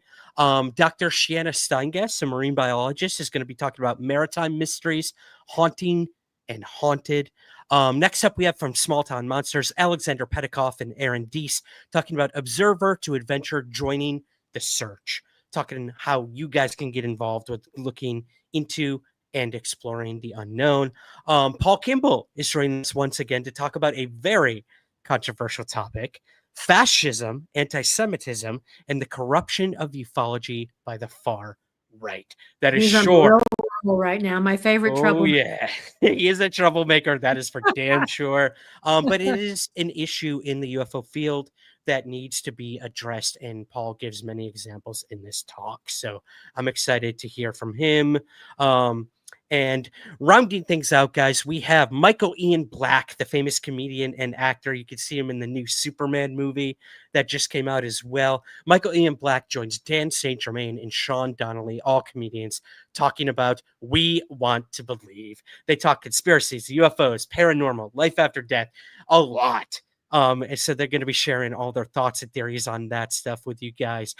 We have a really interesting talk by Alex LeMay, who's a paranormal investigator, Ghosts and Aliens, the strange history of the spirit box, which is so cool. She talks about how the spirit box, a ghost box, was actually originally created to communicate with aliens. So that's really cool. She's great. She's awesome. You can catch her on the Hulu show. I forget what it's called, but she's also on Ghost Adventures a lot too. Next up, we have Sean Barnes, who's going to be talking about the ethics of conspiracy theories when belief crosses into harm, a very problematic issue in the UFO field and beyond. Conspiracies, when are they fun and innocent, and when do they become harmful and dangerous? So be on the lookout for that. We also have Tyler Roberts from the Total Disclosure podcast, who's talking about deterrence or disclosure, UFOs, nuclear weapons, and the battle for secrecy. I cannot wait to see this. I know he's been working really hard on this talk as well, talking about UFOs and nukes. So that's super cool too. And then last but certainly not least, my girls over at Haunted Heart and Soul, the television show that I'm on with these three lovely ladies, Chelsea Lascelle, Amy Murphy, and Kim Moser, are going to be talking Phantoms of the Sea, Mediums, Myths, and Maritime Mysteries. I'm so glad these girls are on. And for our listeners, they're going to get a wonderful dose of who you work with when you're in Nova Scotia on this show. Yes. These are just the nicest people. The best, the absolute best. It's such a pleasure working with them. I can't wait to get back to Nova Scotia and hunt some ghosts with them. I'm actually going to Nova Scotia in a couple weeks to go to the Shag Harbor UFO conference again, just as an attendee. I'm not speaking this year, but we'll get you there, Suzanne. We'll get you there one year. Well, no, I drove to their headquarters, which headquarters, that's a big word for their but the center. Yeah. They were closed. The center, that's a better word. They were closed and I didn't get to go in or talk to anybody. I know, it's so disappointing. Someday. But yeah, I'm going to go with Paul Kimball once again to the UFO Shag Harbor event. So, guys, you can find out more about that at Shag Harbor UFO Fest. Just Google it. It should pop up for you guys. I hope to see you guys there. If you live anywhere in Canada or the Maritime provinces, I'll be there October 3rd and 4th as an attendee. I'm also going to be finishing filming my Shag Harbor documentary. So a lot going on that weekend for sure. But before that, guys, is Anomacon. Once again, this upcoming Saturday, September 20th, you'll hear from all of these people who are giving you their time and talents and insights into these topics. So I cannot thank them enough. I cannot thank our incredible sponsors of Anomacon, some of which are in the chat tonight. Dan, hello to Dan. Lefebvre. I don't know how to pronounce your last name, Dan. I am so sorry, buddy. But he is the host of the Based on a True Story podcast. He is one of our sponsors this year at Anomacon. So a special shout out to him. Go subscribe, guys, to the Based on a True Story podcast. It's awesome. They talk about like movies and the actual story behind them, and they get experts in those fields to talk about it. So pretty cool. The poll. Yes. I'll get to the poll. Pat yes, Gallagher. He reminds me and then I remind you. Thank you, Pat. Thank you, buddy. Yeah.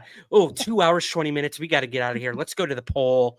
I asked you guys in the live chat over on YouTube, what do you believe the UAP was in the Hellfire Missile UAP video? 28% of you said aliens, 29% of you said spy balloon, 12% said drone, and 31% of you said other anomalous or non-human explanation. So there you go. Interesting. Split between alien, spy balloon, other anomalous were kind of the big ones, but the biggest one was NHI or other anomalous. And that's kind of where we have to leave it. We don't know. We simply do not know. But that result does not surprise me. Probably doesn't surprise you either. Yeah. Interesting stuff for sure. Lefebvre. Oh, Dan Lefebvre. There we go. Lefebvre. Thank you, buddy. Thank you. My French ain't too good. I'm a Scottish boy now. Awesome, Suzanne. I'll let you go back into the chat as I close things out here. But thank you so much. Sure. See everybody at Anomacon in a week. Yes. You'll get sick of our faces. That's for damn sure. Thank you so much, Suzanne. I'll talk to you. Have a good night. All right. All right, guys, that's going to do it for tonight. Thank you so much for joining us on Somewhere in the live stream. I know we covered a lot, but there's a lot going on between the hearings and the NASA news and UFOs and Chile and everything in between. Thank you for sitting down with us for almost 2 hours and 30 minutes tonight. This was awesome. I was in a mood, if you couldn't tell. So there you go. I want to thank you guys. I also want to tell you to check out our episode premiering tonight. Now, some of you may know I was in Hexham, UK about a month ago speaking at the first ever Cosmic Frequencies event. And I am bringing to you guys this week on the podcast all of the lectures from Cosmic Frequencies and a very special Q&A panel discussion with our live audience, all from Cosmic Frequencies. I want to thank Nicole Skelties for allowing me to put an episode together for you guys of all of the talks and Q&A that happened at Cosmic Frequencies. So you're going to get the insider's view on that and hear all the talks from an astronomer, from someone who worked at the BBC, from Beatrice Villarreal, and also from yours truly. I talked all about the human impact of UFO sightings and everything in between. That episode will be available tomorrow morning for you guys on the main feed, or it's available right now to all Patreon subscribers and Apple Premium subscribers as well. So please check out that episode and be sure to rate and review the podcast on Apple Podcasts and rate the show on Spotify. It goes a very long way for us guys. Special thank you to Spectre Vision, our brand new home for the Somewhere in the Skies podcast. We're having a great time working with them over there. It's a true honor. And it was an honor spending so much time with you guys tonight. And once again, we will see you at Anomacon this Saturday. I know we talked about it so much tonight, but this is our last chance to tell you guys to come join us at Anomacon, starting at 11 a.m. Eastern Standard Time this Saturday. All of our speakers, all of the info, and even watching the event can all be done at anomacon.com. Hang out in our Discord right after this, guys, where the conversations continue. There's a link in the show notes for that as well. Thank you once again to all of our super chatters tonight. If you happen to donate on Buy Me a Coffee or PayPal, thank you as well. We truly do appreciate that. Thanks to our Twitch watchers, Twitter watchers, and all of you, regulars, new people, and everyone in between. We got to get out of here. You've spent way too much time seeing this mug tonight, so I'm gonna get out of here and go have a late dinner. But thank you guys. Thank you so much for joining us tonight on Somewhere in the Live Stream. And I will leave you as always with our mantra here, and that is keep your feet on the ground, but never stop searching somewhere in the skies. We'll see you at Anomacon on Saturday. Let's go.